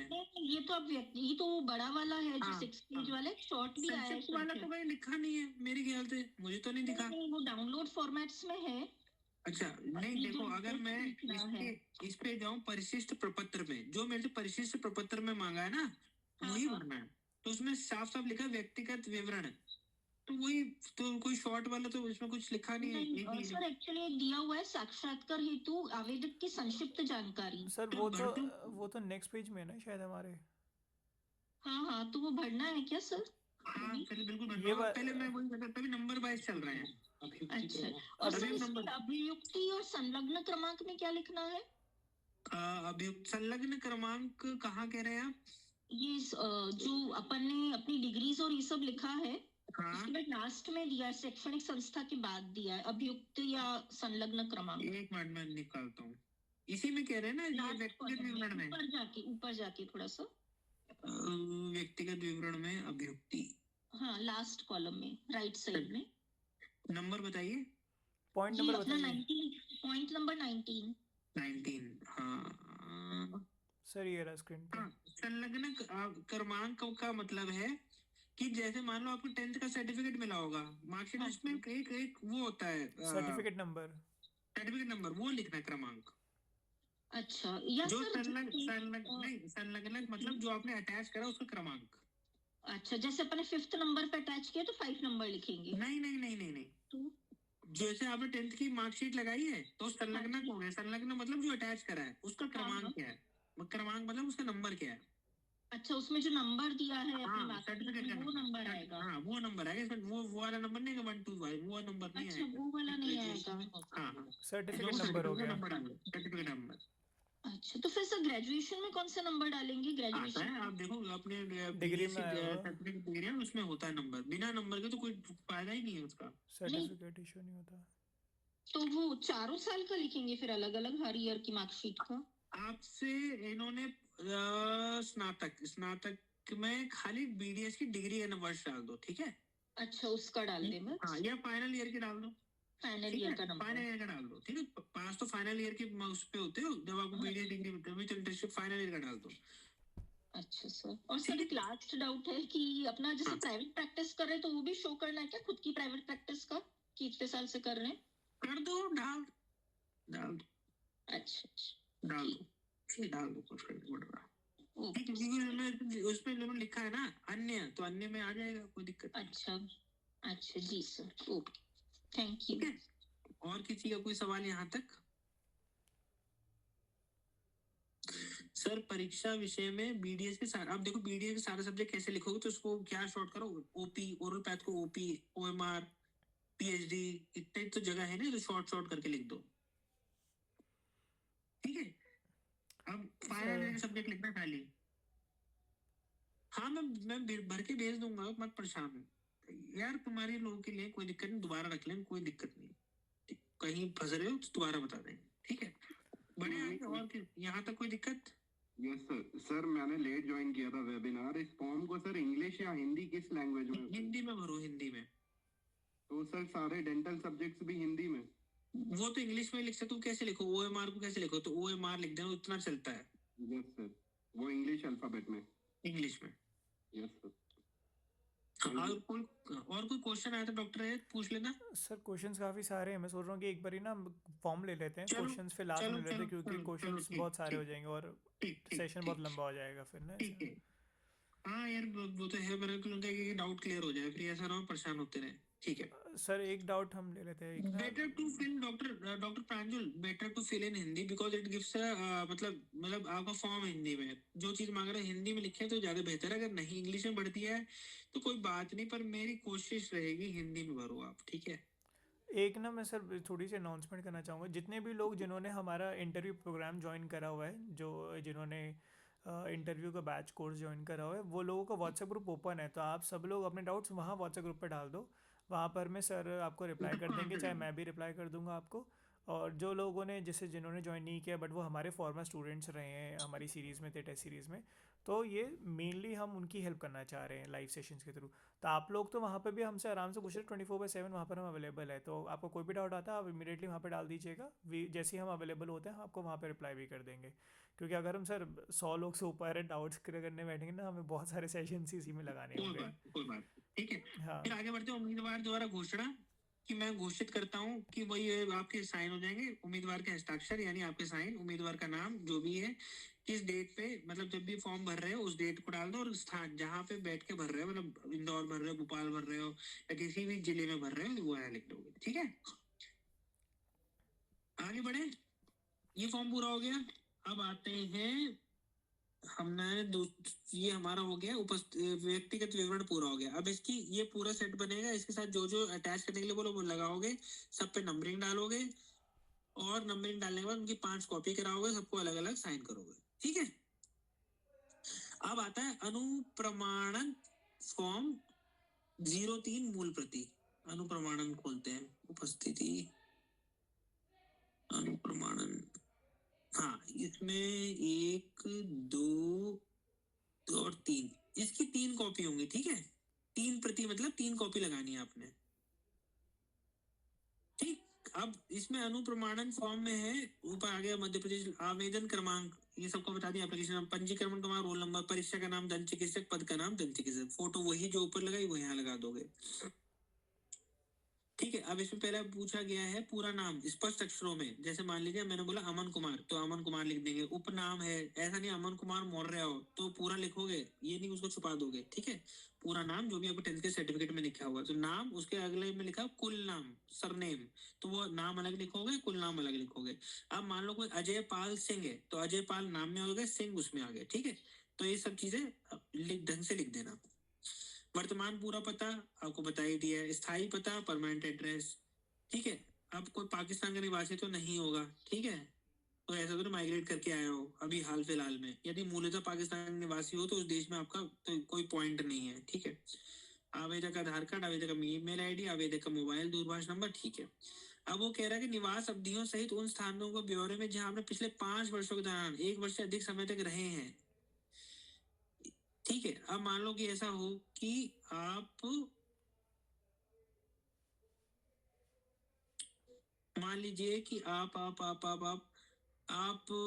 इंदौर के रहने वाले हैं, भोपाल में रहे हैं, तो कब से कब रहे हैं, किस जहां रहे हैं वो लिख दीजिए। और जिला मुख्यालय मान लीजिए भोपाल में है तो भोपाल में रख दिया, और भोपाल कौन से राज्य में, मध्य प्रदेश में, ठीक है। कितने साल रहे, मान लीजिए पढ़ने गए, अब वो करने गए, तो वो सब चीजें आप यहाँ लिख दीजिए, ठीक है। उसका उद्देश्य क्या था, पढ़ाई करने गए, ठीक, या जॉब करने गए, नौकरी करने गए, तो वो यहाँ आप इसको लिख देंगे, ठीक है। वो कह रहा है कि जहां जहां निवास आपने करा है पिछले 5 वर्षों में 1 वर्ष से अधिक समय तक, ऐसा नहीं 6 महीने के लिए गए, 1 वर्ष से अधिक कहीं रुके हो, तो वो सब आप यहाँ पे डाल दोगे, ठीक है। माता पिता का विवरण, पूरा नाम, अब मान लीजिए पापा का नाम है दिनेश चंद्र, तो नाम दिनेश, उपनाम चंद्र, ठीक। वर्तमान पता, अगर उनका स्वर्गवास हो गया हो तो पिछला पता दें, ठीक है। अगर वर्तमान है तो वो उनका मतलब पिताजी का पता, ठीक है, कहाँ रहते हैं। घर का स्थायी पता जहाँ माता पिता रहते हैं। व्यवसाय क्या था, अगर वो पापा नौकरी, सरकारी नौकरी करते हैं, शासकीय, अगर कोई बिजनेस, कोई नॉन गवर्नमेंट जॉब पर, अशासकीय, प्राइवेट, यानी वो आप लिख दोगे, ठीक है। अगर पिताजी कोई सरकारी नौकरी में थे, अच्छे पद पे, जो भी पद पे थे, तो किस पद पे थे, मान लीजिए आपके पापा आईएएस थे, ठीक है, तो धार पद का नाम क्या आ जाएगा, आईएएस हो जाएगा। पद का प्रकार हो जाएगा, आपको संविदा पे तो नहीं होता, नियमित होता है। विभाग का नाम हो जाएगा डिपार्टमेंट ऑफ पर्सनल, वो हो गया पर्सनल अफेयर्स हो गया, डीओपीटी हो गया, मैं एग्जांपल बता रहा हूँ, ठीक है। डिपार्टमेंट ऑफ डीओपीटी विभाग होता है। विभाग का पता नई दिल्ली, ठीक। विभाग का संपर्क नंबर, ये सब डाल दो, जो भी जिसमें डिपार्टमेंट है। मान लो आप वो मध्य प्रदेश के सिंचाई विभाग में काम करते हैं, तो वो जो भी काम करते हैं वो यहाँ पे लिख देंगे, ठीक है। अब नीचे उल्लेखित व्यक्तियों की राष्ट्रीयता, पिता आपके हिंदू ही, वो राष्ट्रीय मतलब भारतीय होंगे तो भारतीय, माता भारतीय, अगर आप पति पत्नी, अगर आप बाहर के हैं, कोई पति किसी के पति पत्नी, तो वहां के लिख दें, जो भी है नॉर्मली भारतीय तो भारतीय। उम्मीदवार आप खुद, तो आप भारतीय हैं तो भारतीय लिख देंगे, ठीक है। आवेदक की जन्म तारीख, 10 नंबर पे आवेदक की जन्म तारीख, आपकी डेट ऑफ बर्थ, ठीक है। वर्तमान आयु बताई दी है कि आज वर्तमान आयु जिस दिन फॉर्म भर रहे हो उस दिन के हिसाब से, जैसे मैं ऊपर डेट डाली थी उस डेट के हिसाब से अपनी डेट ऑफ बर्थ वो हो रही होगी, वो लिख देना। मैट्रिक पास, परीक्षा उत्तीर्ण करने का समय आयु, मैट्रिक कहते हैं आपके, एक मिनट,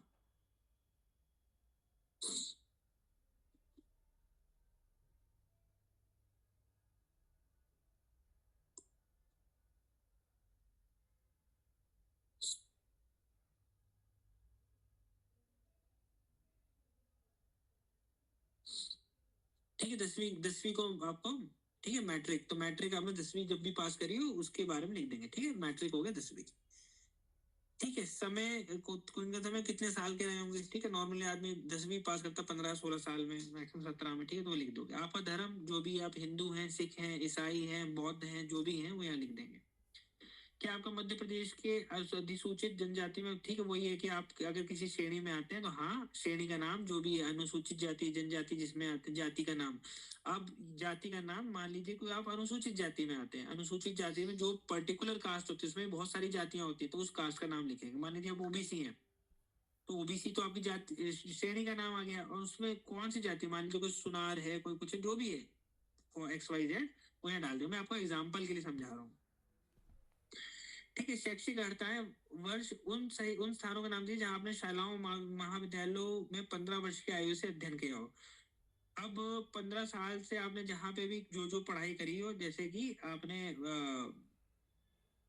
15 साल के बाद जहां जहां पढ़, 12th करी होगी आपने, 15 साल में नॉर्मल 10th में होता है, तो जो जो जहां जहां करा है वो सब आप यहाँ पे लिख दोगे, ठीक है।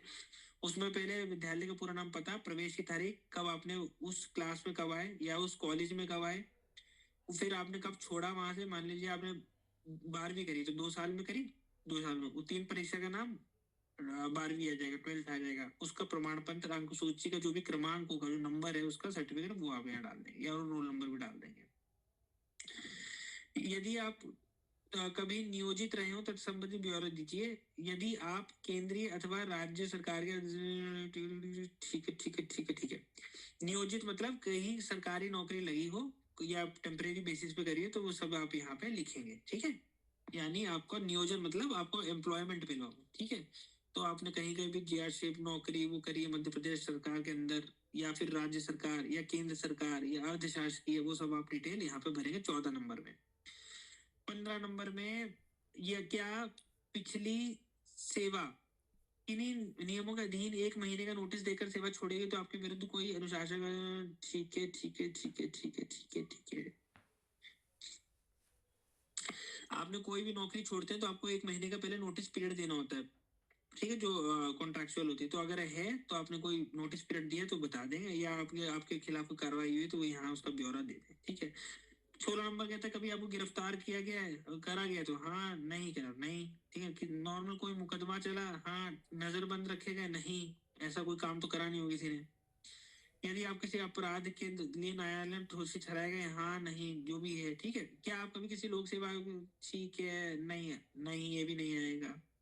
क्या आप कभी किसी परिवार की परीक्षा के लिए विसर्जित ठहराए गए, नहीं, ठीक है।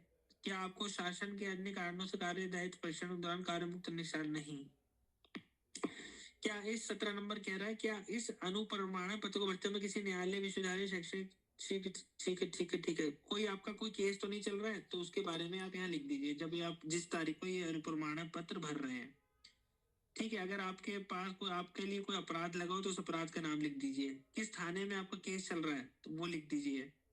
3 नंबर कहता है यदि न्यायालय में चालान प्रस्तुत किया हो तो न्यायालय जब आप सजा हो जाती है तो वहां पे चालान आपका एक बन जाता है तो वो चालान का नाम, ठीक है। अगर निपटारा हो गया तो निपटारे की तारीख का नाम और क्या दंड मिला था वो, ठीक है। नॉर्मली नहीं होती है, सब साफ बैकग्राउंड के लोग हो तो इतना नहीं भरना है, बस नहीं नहीं बस को खाली छोड़ देना, ठीक है। दोष मुक्त कर दिया, अब जब सजा मिलती है उसके बाद दोष मुक्त कर दिया जाता है, ठीक है। तो ये सब ये बेकार चीजें तो उसको डैश डैश डैश करके छोड़ देना, ठीक है। फिर इसके नीचे दिनांक आ जाएगा, क्या आपके हस्ताक्षर आ जाएगा, नाम आ जाएगा, ठीक है।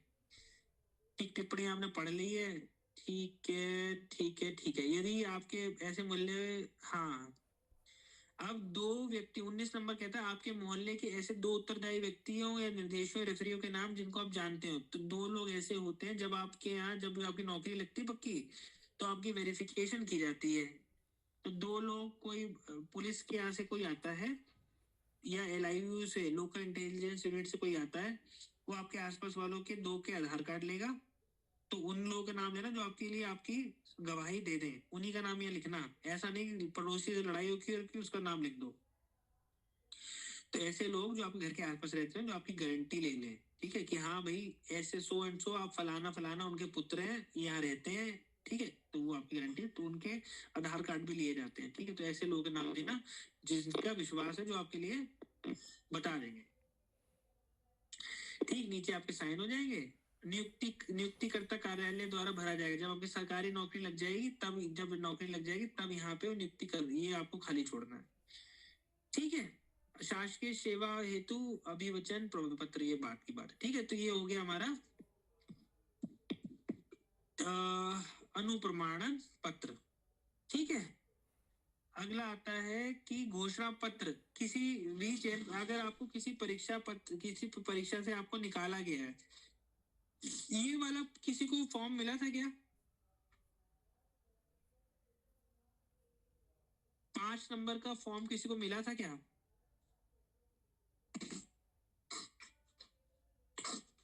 Is I am audible? किसी को 5 नंबर वाला फॉर्म मिला था क्या MPPSC के? उस पे नहीं मिला। तो इसमें शायद फिर आपको घोषणा पत्र तो शायद एक एफिडेविट शायद बना के देना होता है, शायद। मैं इसको भी कल कंफर्म कर दूंगा कि आपको इसमें ये लिखा जाएगा कि मैं सो एंड सो पुत्री या पुत्र सो एंड सो रहने वाला यहाँ का, मुझे किसी भी, हाँ हाँ, अभी मैं बताता हूँ उसका, ठीक है। सो एंड सो आपको किसी भी परीक्षा में क्या कहते हैं मतलब विवर्जित यानी डिबार नहीं करेगा, मतलब बैठने से रोका नहीं गया, एक मिनट।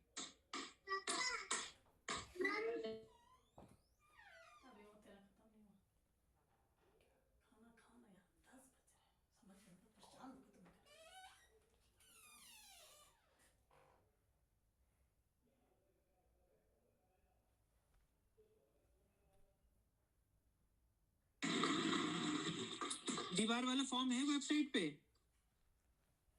क्योंकि मुझे नहीं मिला, अगर किसी को मिला हो तो बता दे। है सर, वेबसाइट पे है। अच्छा, तो उसको भर लेना। मेरे को फॉर्म मिला नहीं था, तो मुझे फॉर्म भेज दो, मतलब या तो डॉक्टर रजत को भेज दो, तुम इसी में हम ऐड कर देंगे, ठीक है, ताकि मैं उसको भी भर के दे दूं। ठीक है, जी सर। डॉक्टर रजत को भर देना, फिर मैं इसी में लगा के उसको भर दूंगा। ठीक है, मुझे मिला नहीं था तो इसलिए मैंने वो भरा नहीं। ठीक है, तो छठे नंबर पे आपके हाई स्कूल की अंक सूची आ जाएगी, यहाँ अलग से मांगी गई है, ठीक है, तो अलग से लगा देना। ठीक, सातवें नंबर पे हायर सेकेंडरी 12वीं की हो जाएगी। ठीक, अब 8वें नंबर पे विज्ञापन अनुसार स्नातक समस्त वर्षों की अंक सूचियां एवं उपाधि। ठीक है, तो यहाँ अलग से डाल देना। ठीक है, कि जितने भी आपकी जो बीडीएस की जितने भी सालों की वो है मार्कशीट, अब जैसे कई लोगों की सप्ली भी आई होगी, तो सप्ली वाली भी लगा देना। उपाधि मतलब आपका डिग्री, डिग्री के अलग से लगानी है। अगर किन्हीं की सप्ली है तो सप्ली की भी लगा देना। ठीक है, अब आ गया, ये हो गया। ठीक है, 8वां नंबर हो गया, विज्ञापन अनुसार स्नातकोत्तर समस्त वर्षों की, अगर आपने एमडीएस करा हुआ है तो एमडीएस की सारी डिग्रियां, सारी मार्कशीट लगा देना, जैसे 3 साल की होती है, JR1 JR2 JR3, उन सबकी लगा देना। ठीक है, तो ये हो गया हमारा 9वां नंबर भी हो गया। ठीक है ठीक है ठीक है, 10वें नंबर पे आते हैं। मध्य प्रदेश का मूल निवासी होने का मूल निवासी प्रमाण पत्र, वो तो आपको पता ही है, ये तो मैंने आपको उस दिन भी समझा दिया था, अगर आप सर्टिफिकेट लगाना वो वाला। 11 नंबर, अगर आप डोमिसाइल ले रहे हो तो ठीक है। 11 नंबर कहता है विज्ञापन अनुसार अतिरिक्त शैक्षणिक योग्यता। ठीक है, विज्ञापन अनुसार अतिरिक्त शैक्षणिक योग्यता केवल उसी विधि में। अब यहाँ पे फिर इन्होंने देखिए, अब इसमें जैसा, अब कई चीज दो दो बार मांगता है, तो जैसा लिखा है वो भर देना। अब वो कह रहा है कि अतिरिक्त शैक्षणिक योग्यता उसी विधि में। अब विधि, विधि आपकी विधि है वो डेंटिस्ट्री है, तो डेंटिस्ट्री में कोई और चीज करी हो, और ये कोई शैक्षिक योग्यता, तो वो यहाँ भर देना। जैसे मैं एमडीएस करा तो यहाँ दोबारा भर देना, तो दोबारा उसका फॉर्म निकाल लगा के या लगा देना, इसी सीक्वेंस में लगाना। उसमें कोई चीज दोबारा मांगे दोबारा लगा दो, कोई दिक्कत नहीं है। ठीक है, क्योंकि जब वो वहां ये लेके बैठेगा वो एक एक पे टिक मारेगा कि ये है कि नहीं है, और फिर लिखेगा वेरीफाइड। ठीक है, तो ऐसा मत करना। मैंने तो वो वहां पे पर्सनल वाले फॉर्म में अपनी मार्कशीट लगा दी, तो मैं यहाँ क्यों लगाऊं? जिस सीक्वेंस में जितना लिखा हुआ है उसको उसी सीक्वेंस में लगाना और टिक करते रहना। ठीक है, वो वहां पे भी टिक करेगा ये ऐसे लेके बैठ के। ठीक है, तो इसमें कोई गलती मत करना। ठीक है, अब आते हैं हम 12 नंबर, भारतीय मध्य प्रदेश चिकित्सा परिषद का स्थायी पंजीयन प्रमाण पत्र, रजिस्ट्रेशन सर्टिफिकेट, जो अभी आपने कराया होगा ना मध्य प्रदेश डेंटल काउंसिल का, उसका। ठीक है, उसका आपने पंजीयन प्रमाण पत्र लगाना है। सर एक यहाँ पे ना कुछ स्टूडेंट का डाउट आया था कि हमारा रजिस्ट्रेशन जो है वो 31 दिसंबर 2025 को एंड हो रहा है, तो हम क्या करें? तो फॉर्म तो आज की डेट में भर रहे हो ना, तो वही लगाओ। वही कि ये फॉर्म अभी हम आज भरें, एंड मोर ओवर जब आप रजिस्ट्रेशन को रिन्यू कराएंगे जो जनवरी से मार्च में रिन्यू होगा, तो आपका रजिस्ट्रेशन नंबर चेंज नहीं होता है। ठीक है, तो आप उसी को ही एज इट इज़ लगा दीजिए, और क्या कहते हैं, नेक्स्ट ईयर जब जनवरी आएगा तब उसको रिन्यू करा लीजिएगा, तो कोई इशू नहीं रहेगा यहाँ पर में। एंड रजिस्ट्रेशन नंबर आपका कॉमन ही चलने वाला है, वहाँ पर में कोई फ़र्क नहीं आएगा।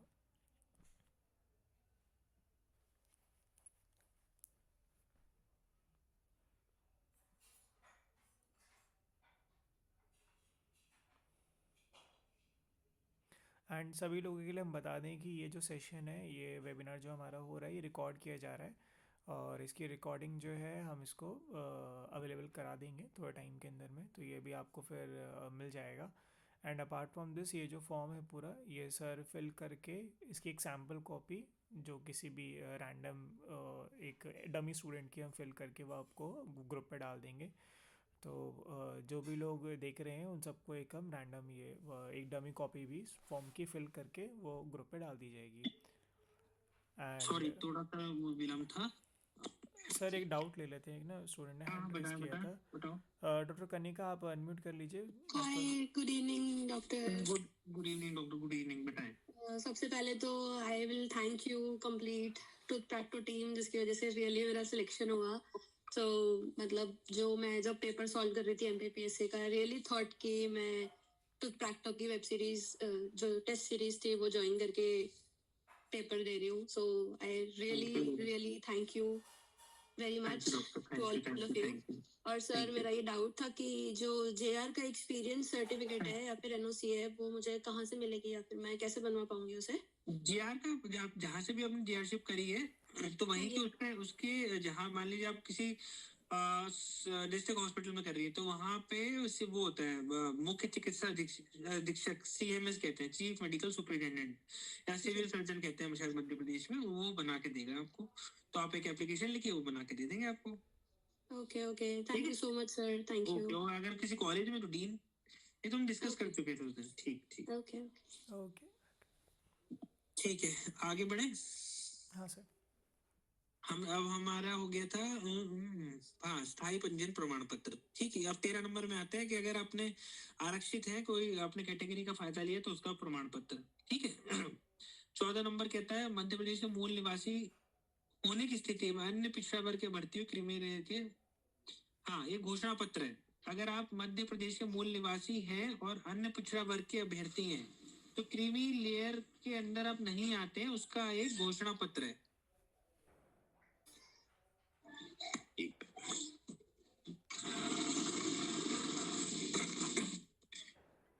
ठीक है, उसके बाद आ जाएगा हाँ ये इसका डॉक्टर रजत, इसका कोई हमें मिला है ओबीसी का सर ओबीसी इसका का फॉर्म है? हाँ सर फॉर्म है इसका।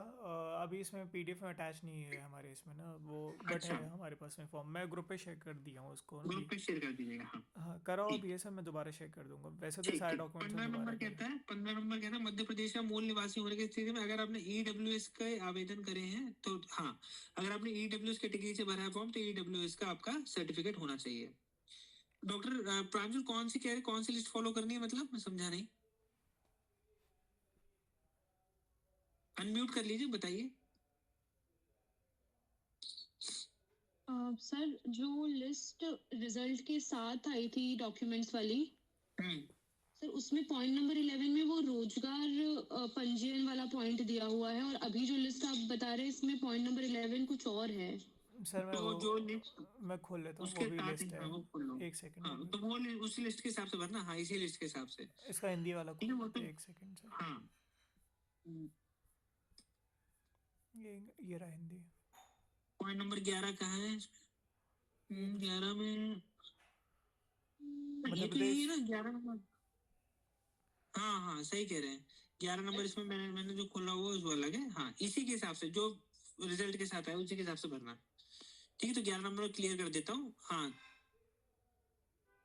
मध्य प्रदेश के मूल निवासी होने की स्थिति में मध्य प्रदेश, हाँ रोजगार कार्यालय वाला जो बताया था ना, एम्प्लॉयमेंट एक्सचेंज वाला, तो वो भरा जाएगा। ठीक है, इसी सीक्वेंस में जो रिजल्ट के साथ आया उसी के सीक्वेंस के हिसाब से भरना। सर वो पीडीएफ के एंड में हमें लगा दी है, तो लिस्ट जो है ना आप आईपैड पे वाली ओपन कर लीजिए। ठीक है, एंड में लगाइए आपने। हाँ एंड में पेज नंबर 30 पे देखिएगा सर। 30 पे, ठीक है मैं लगा देता हूँ। 30। अच्छा आपने इसको इंग्लिश में भी कर दिया ना? हाँ सर इंग्लिश में भी है और हिंदी में भी है। अभी हिंदी का हमने ओरिजिनल फॉर्मेट खोला है। आप ठीक है। 29 पे आपको शायद मिल ठीक है। 29 पे मिल जाएगा। हाँ हाँ मिल गया। ठीक है, तो 11 नंबर हो गया, ये भी 12 नंबर ही बता दिया, 13 नंबर ही बता दिया, 14 नंबर भी बता दिया, 15 भी बता दिया मैंने।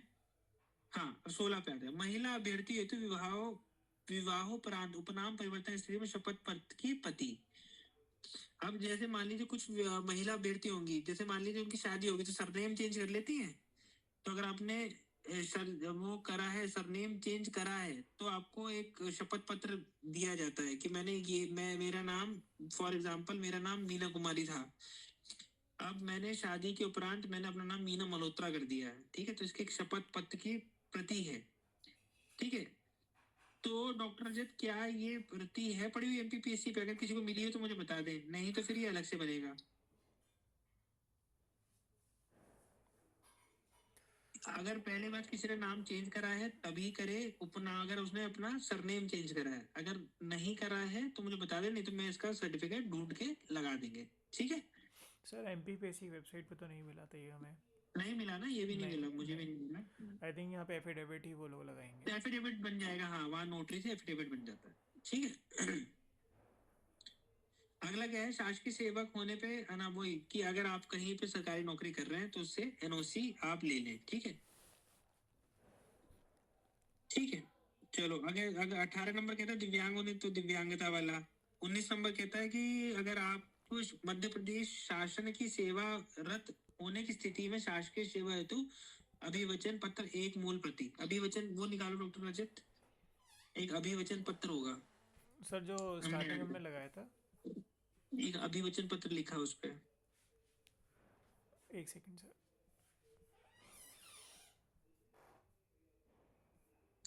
ये उनके लिए जो लोग शासन में काम कर रहे हैं, सरकारी नौकरी कर रहे हैं, तो अभिवचन पत्र एक होगा। हाँ ये है, आ गया। अगर आप सरकारी नौकरी कर रहे हो कहीं शासन की, ठीक है, तब ये भरा जाएगा, वरना नहीं भरा जाएगा, ठीक है। ठीक, अगर आप करते हो तो विज्ञापन क्रमांक परीक्षा, तो इसमें नीचे आ जाएगा, मैं सत्यनिष्ठा से घोषणा करता हूँ, अगर आप लड़के हैं तो करता हूँ, लड़की है तो करती हूँ, मैं उक्त परीक्षा पद के अंतर्गत इसमें मेरा चयन हुआ है, ठीक है, मेरा विवरण इस अनुसार है, ठीक है, नीचे कर दीजिए, ठीक है।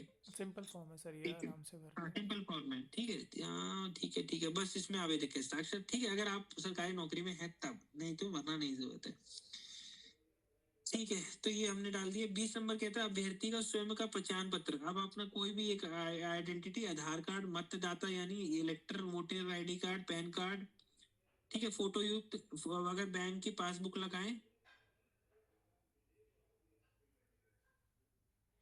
अभी डॉक्टर है जो ले लेंगे मैडम डाउट, अभी क्वेश्चन अभी बहुत हम ले ध्यान, लेंगे, हाँ डाउट अभी हम ले ठीक है, लेंगे। कोई भी आपका वो हो, अगर आप पासबुक लगा रहे हो तो उसमें आपका फोटो जरूर होना चाहिए, और बैंक के बैंक की उस पर सील होनी चाहिए आपकी फोटो पे, ठीक है, अगर आप लगाए तो। वैसे सबके पास बाकी डॉक्यूमेंट होते हैं तो वो आप लगा सकते हैं, ठीक है। अगर न्यायालयीन प्रकरण होने की स्थिति में अनुपालन 4 घंटे का, ठीक है, ठीक है, ठीक है, ठीक है, ठीक है, ठीक है। हाँ, अगर आपके मैंने बोला कि कोई केस चल रहा है, न्यायालय का कोई प्रकरण चल रहा है, तो उसके लिए अनुप्रमाणन फॉर्म के पृष्ठ 4 में कंडिका 16, ये अब नॉर्मली नहीं चल रहा होता तो इसका कोई पॉइंट नहीं है, 21 नंबर का कोई वैलिडिटी नहीं है, अगर आपका कोई केस चल रहा है तो मेरे से पूछ लीजिएगा। 22 नंबर के आयोग की वेबसाइट पर उपलब्ध विज्ञापित पदों को मुख्य भाग पर, इसका एक फॉर्म है, एक अभिवचन पत्र की पूर्ति होगी इसमें, डॉक्टर नीचे है, जिसमें जिनका जो 87 और 13 वाला है,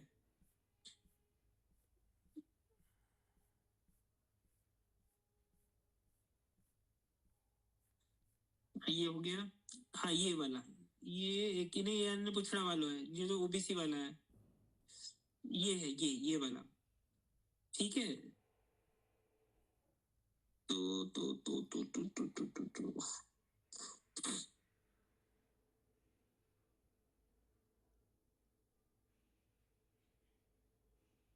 ठीक है, इसमें वही आएगा, विज्ञापन का रंग साक्षात्कार तिथि, ये अभी आपने भरनी ही नहीं है, रोल नंबर इसमें, ठीक है, ठीक है, मुझे मुख्य,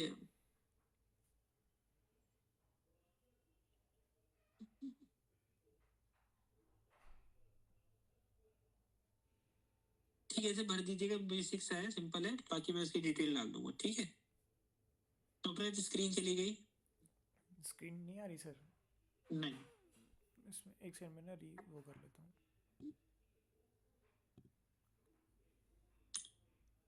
ठीक है। 23 नंबर पे कोई कहता है कि कोई अन्य दस्तावेज आप अभ्यर्थी प्रस्तुत करना चाहते हो उसको डाल दो, और फिर टोटल कितने टोटल दस्तावेज हो गए अंकों में, तो जो ऊपर से जब टोटल करते आ रहे थे, लिख रहे थे यहाँ 3 कॉपी, तो उसके टोटल यहाँ लिख दोगे, और उसके बाद नीचे अपने साइन कर दोगे, ठीक है। इतनी सी ये चीज थी। अगर इसमें भी अभी कोई कंफ्यूजन आए तो मैं एक फॉर्म का एक मतलब उसको एक रफ भर के डाल दूंगा, भर के मतलब कि अब जैसे रोल नंबर है वो तो आपको पता ही है, मैं ज्यादा उसकी इंग्लिश डाल दूंगा वहां पे, ठीक है, तो आपको समझ आ जाएगा। इसके बाद भी किसी को कोई दिक्कत हो तो हम आप डॉक्टर, आप या तो अगर आप उसमें हो इंटरव्यू वाले ग्रुप में हो तो इंटरव्यू वाले ग्रुप में डाल दो, ठीक है, मैं आंसर कर दूंगा। अगर जो हमारे इंटरव्यू ग्रुप में नहीं है तो वो मेरे से अभी पूछ सकता है, कोई दिक्कत नहीं है, उसके लिए भी कोई दिक्कत नहीं है। अब डॉक्टर क्वेश्चन दे लो उनके सबके, सर एक बार मैं ज़रा देख लेता हूँ इसमें ना कोई बच तो नहीं रहा। 23 तक सर हमने सारा डिस्कस कर ही लिया है। हाँ, टोटल पेजेस ऑफ डॉक्यूमेंट, बिल्कुल कितने पेज हैं ऊपर से ऐड करते साइड में लिख रहे थे कि टोटल कितने हुए, 3 हुए, फिर नीचे के 4 हुए, उसके नीचे जो सबसे राइट एक्सट्रीम राइट पे, तो उन सबका टोटल मतलब 210 पेज हो ना, तो टोटल ठीक है, ताकि वो आराम से वो टैली हो पाए वहां पे।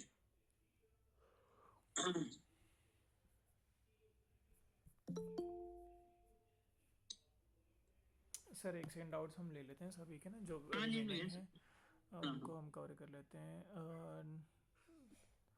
सर डॉक्टर अंजलि का मैसेज है कि शासकीय सेवा अभिवचन पत्र जूनियर रेजिडेंट तो भी भरना है क्या, को भी भरना है क्या? यार शासकीय, हाँ भर दो, भर दो। कल को वो ये कहेंगे तो ये तो है तो शासकीय सेवा ही, चाहे कॉन्ट्रेक्चुअल है पर है शासकीय सेवा ही। सर डॉक्टर तेजस्वी का डाउट है सर, ये जो डॉक्यूमेंट इंडेक्स है जो रिज़ल्ट में दिया गया है ये वेबसाइट पे नहीं है अभी तक, तो इसका स्क्रीनशॉट लेकर प्रिंट आउट निकलवाएं। स्क्रीनशॉट क्यों लेना, रिजल्ट में आया ना, तो रिजल्ट रिजल्ट की का ही पीडीएफ के अंदर में ही है रिजल्ट, पीडीएफ निकलवाओ, उसी पे से प्रिंट निकाल लो। और हमने ग्रुप स्क्रीनशॉट मत लेना, फिर हम वो बड़ा धुंधला आएगा। हमने ग्रुप पे भी दिया ना, आप वहाँ से ले लेना इसको। हाँ, रिजल्ट की पीडीएफ पड़ी हुई है ग्रुप पे, तो उससे इसका प्रिंट उस करंट पेज को डाल के निकलवा बाकी लेना, अभी हम कोई फिर से दिक्कत डाल नहीं। देंगे उसको। ठीक है। आई थिंक सर सारे डाउट्स हो गए हैं। डॉक्टर प्रियंका का मैसेज वो एक हाँ, हाँ। है सर, एड्रेस अगर हाँ, आउटसाइड लगानी उसमें लिखा हुआ ना संलग्नक की कॉपी लगाएं, तो उस टाइम उसके साथ भी लगा लो, क्योंकि वो क्या होता है कि अलग अलग डॉक्यूमेंट अलग अलग जगह जाते हैं, तो लगा लेना, उसके साथ भी लगा लो, कोई फर्क नहीं पड़ता। 2-3 फोटो स्टेट से एक्स्ट्रा करानी पड़ेगी, कोई फर्क नहीं पड़ रहा, जो जो उसमें मांगा गया वो लगा देना। सर डॉक्टर प्रियंका का डाउट है कि सर एड्रेस अगर आउटसाइड एमपी का है तो भी वो वेरीफाई करने एजेंसी परमानेंट एड्रेस एमपी का है बट वहाँ अभी नहीं है रहते।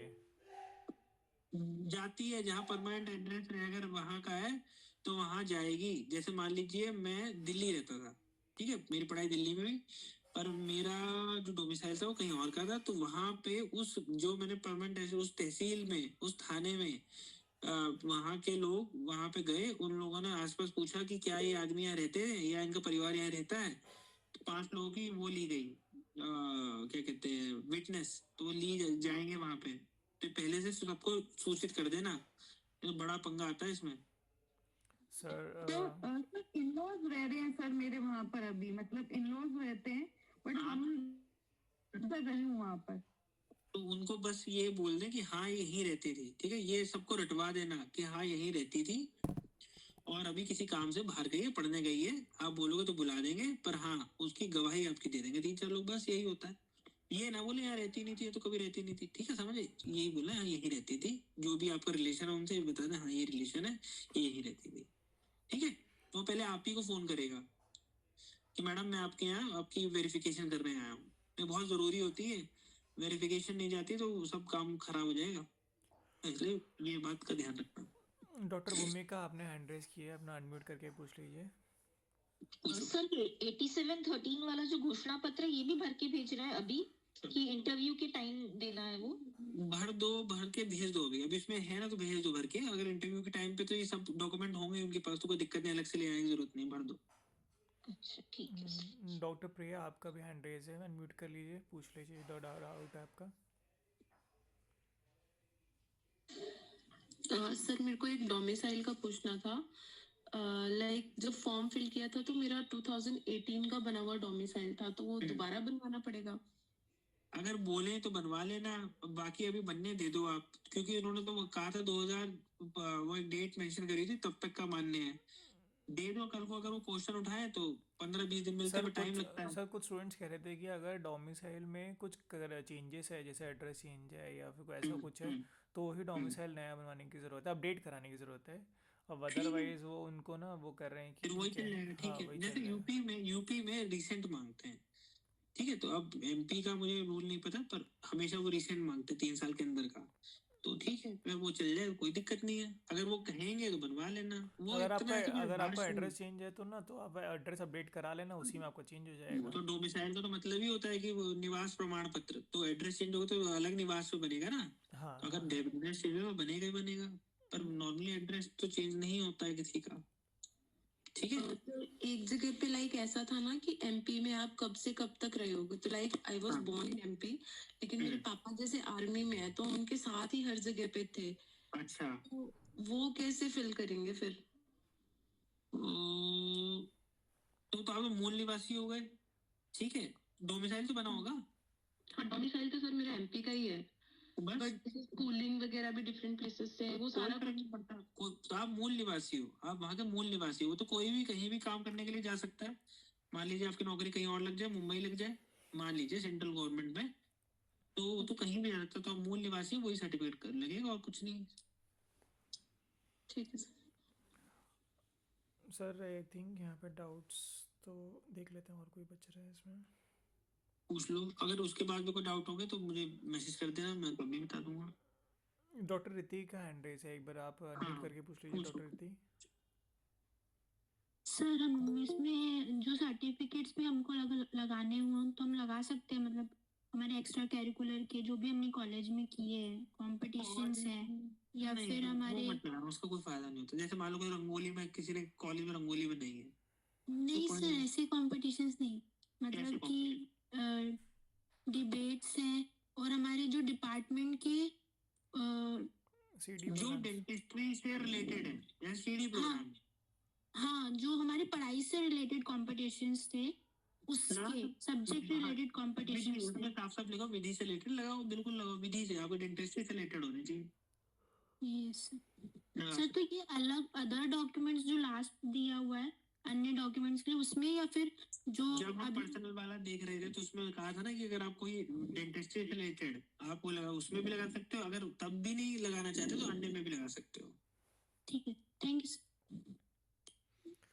सर डॉक्टर गर्विता का डाउट है एक, सर मैरिज के बाद एड्रेस चेंज है और डोमिसाइल 2018 का है, तो न्यू बनवाना ज़रूरी है? मत बनवाओ, मत बनवाओ, 2018 के लगे रहने दो।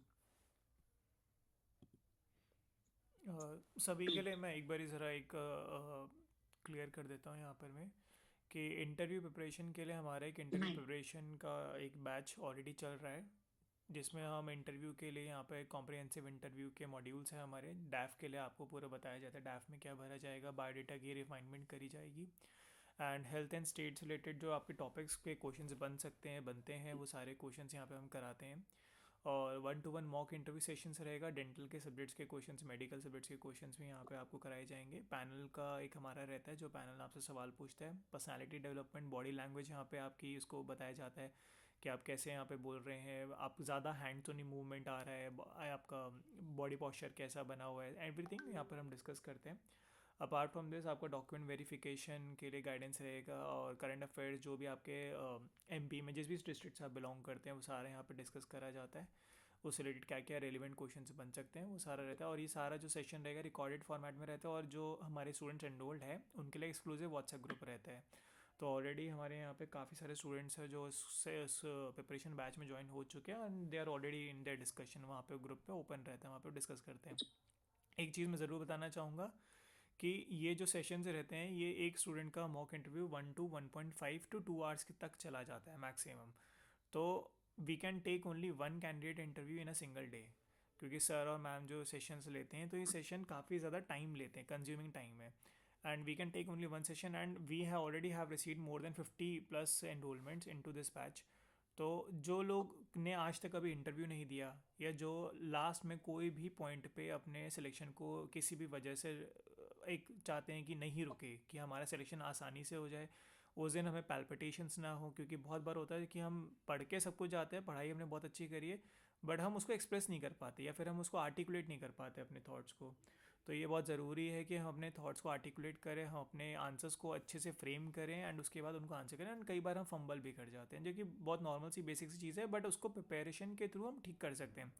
तो हमारी कोशिश यही है कि जो स्टूडेंट्स इतनी मेहनत करके 10.5 महीने से हमारे साथ तैयारी करके इस स्टेज तक पहुँचे हैं कि आज वो रिटर्न निकाल चुके बैठे हैं, and they have cross so many hurdles now, आखिरी में किसी भी एक रीज़न की वजह से हमारा सिलेक्शन ना हो, ये नहीं होना चाहिए कि सिर्फ और सिर्फ ये रीज़न हो गया कि यार इंटरव्यू में मैंने ढंग से प्रिपेयर नहीं करा, मैंने परफॉर्म नहीं किया, या मैंने अपने इंट्रोडक्शन को अच्छे से रिफाइन नहीं किया, मैंने आंसर सही से नहीं करे, मेरी बॉडी लैंग्वेज ठीक नहीं थी। तो वो चीज़ ना हो, उसी के लिए हम ये यहाँ पे प्रिपरेशन करा रहे हैं। एंड दैट इज़ लाइक कि if you are not sure, अगर आपको लग रहा है आप बहुत अच्छा कर रहे हैं, बहुत बढ़िया कर रहे हैं ना, you don't need any guidance any help, आप प्लीज़ अपने आप कर लीजिए, कोई इशू नहीं है। बट अगर इस चीज़ की लग रहा है कि थोड़ा बहुत भी डाउट आ रहा है मन में कि यार लास्ट मोमेंट है, इसके बाद मुझे नहीं लगता सर एमपी में अगले 5-6 साल तक कोई भी वैकेंसी आने वाली है, क्योंकि सारी पोस्ट निकल चुकी है। तो इसके बाद आप मान के चलिए अब आप 5-10 साल तक कोई वैकेंसी नहीं देखने वाले हैं। तो अगर आप इस स्टेज तक पहुँचे कि रिटर्न आपको क्लियर हो गए, तो इंटरव्यू की वजह से आप नहीं रुकें, यही हमारी कोशिश है। एंड सर एक मिशन जो हमारा है कि हमें 1000 एमओज बनाने हैं, वो मिशन हमारा इसी में हम इसी कड़ी के अंदर में हम इसकी प्रिपरेशन करा रहे हैं। रही बात मॉक इंटरव्यू कितने रहेंगे, देखिए मॉक इंटरव्यूज़ की कोई लिमिट नहीं है, बट ये है कि हम प्री मॉक इंटरव्यू से पहले एक गाइडेंस सेशन लेंगे, एक नहीं लेंगे, कई सारे मल्टीपल गाइडेंस सेशन लेंगे, जिसमें हम डिस्कस करेंगे आपके अटायर से लेकर के डेंटल के बारे में, मेडिकल के बारे में, जीके के बारे में, सारे एक एक मल्टीपल गाइडेंस सेशन रहेंगे, जिसमें सभी लोग रहेंगे जितने भी हमारे सेशन में जुड़े हुए हैं। उसके बाद फिर हम स्टूडेंट्स को टाइम देंगे कि अब आप प्रिपेयर करिए, टॉपिक जो हमने लिस्ट आपको दी है उनको प्रिपेयर करिए, कैसे प्रिपेयर करना है वो सब चीज़ें हम गाइडेंस सेशन बताएंगे। जब आप उसको प्रिपेयर कर लेंगे, फिर हम आपका एक मॉक इंटरव्यू लेंगे फुल लेंथ का, जो आपका टाइम हमने बता दिया 1 से लेकर 2 घंटे तक चलेगा। वो मॉक इंटरव्यू हो जाने के बाद में आपको सेल्फ एवेल्यूएशन के लिए टाइम दिया जाएगा, एंड मोर ओवर सर और मैम आपको इवैल्यूएट करके बता देंगे कि आपका कैसा इंटरव्यू रहा, क्या क्या कमियाँ थी, क्या ठीक था क्या नहीं ठीक था। आप उस पर वर्कआउट करेंगे, वर्कआउट करने के बाद में अगर यहाँ पे लगेगा कि हाँ we need another session, we need at least 1 more discussion, तो वो डिस्कशन हम करेंगे। बट वहाँ पे फुल लेंथ का मॉक 2 घंटे का वो नहीं होएगा, ठीक है। हम चाहते हैं सिलेक्शन ज़्यादा से ज़्यादा लोगों हो, बट क्योंकि लिमिटेशंस है हमारे पास। आप समझ रहे, अगर 50 स्टूडेंट्स ऑलरेडी एनरोल्ड है, मैं सिर्फ ऐसे ही बोलने के लिए नहीं बोल रहा, आप उन स्टूडेंट्स से पूछिए जो ऑलरेडी ज्वाइंट है, यू विल फाइंड आउट कि ऑलरेडी वहाँ पे बहुत सारे स्टूडेंट्स ज्वाइन हो चुके हैं। कई लोग हैं जिन्होंने व्हाट्सएप ग्रुप अभी ज्वाइन नहीं किया, वो ज्वाइन हो जाएंगे।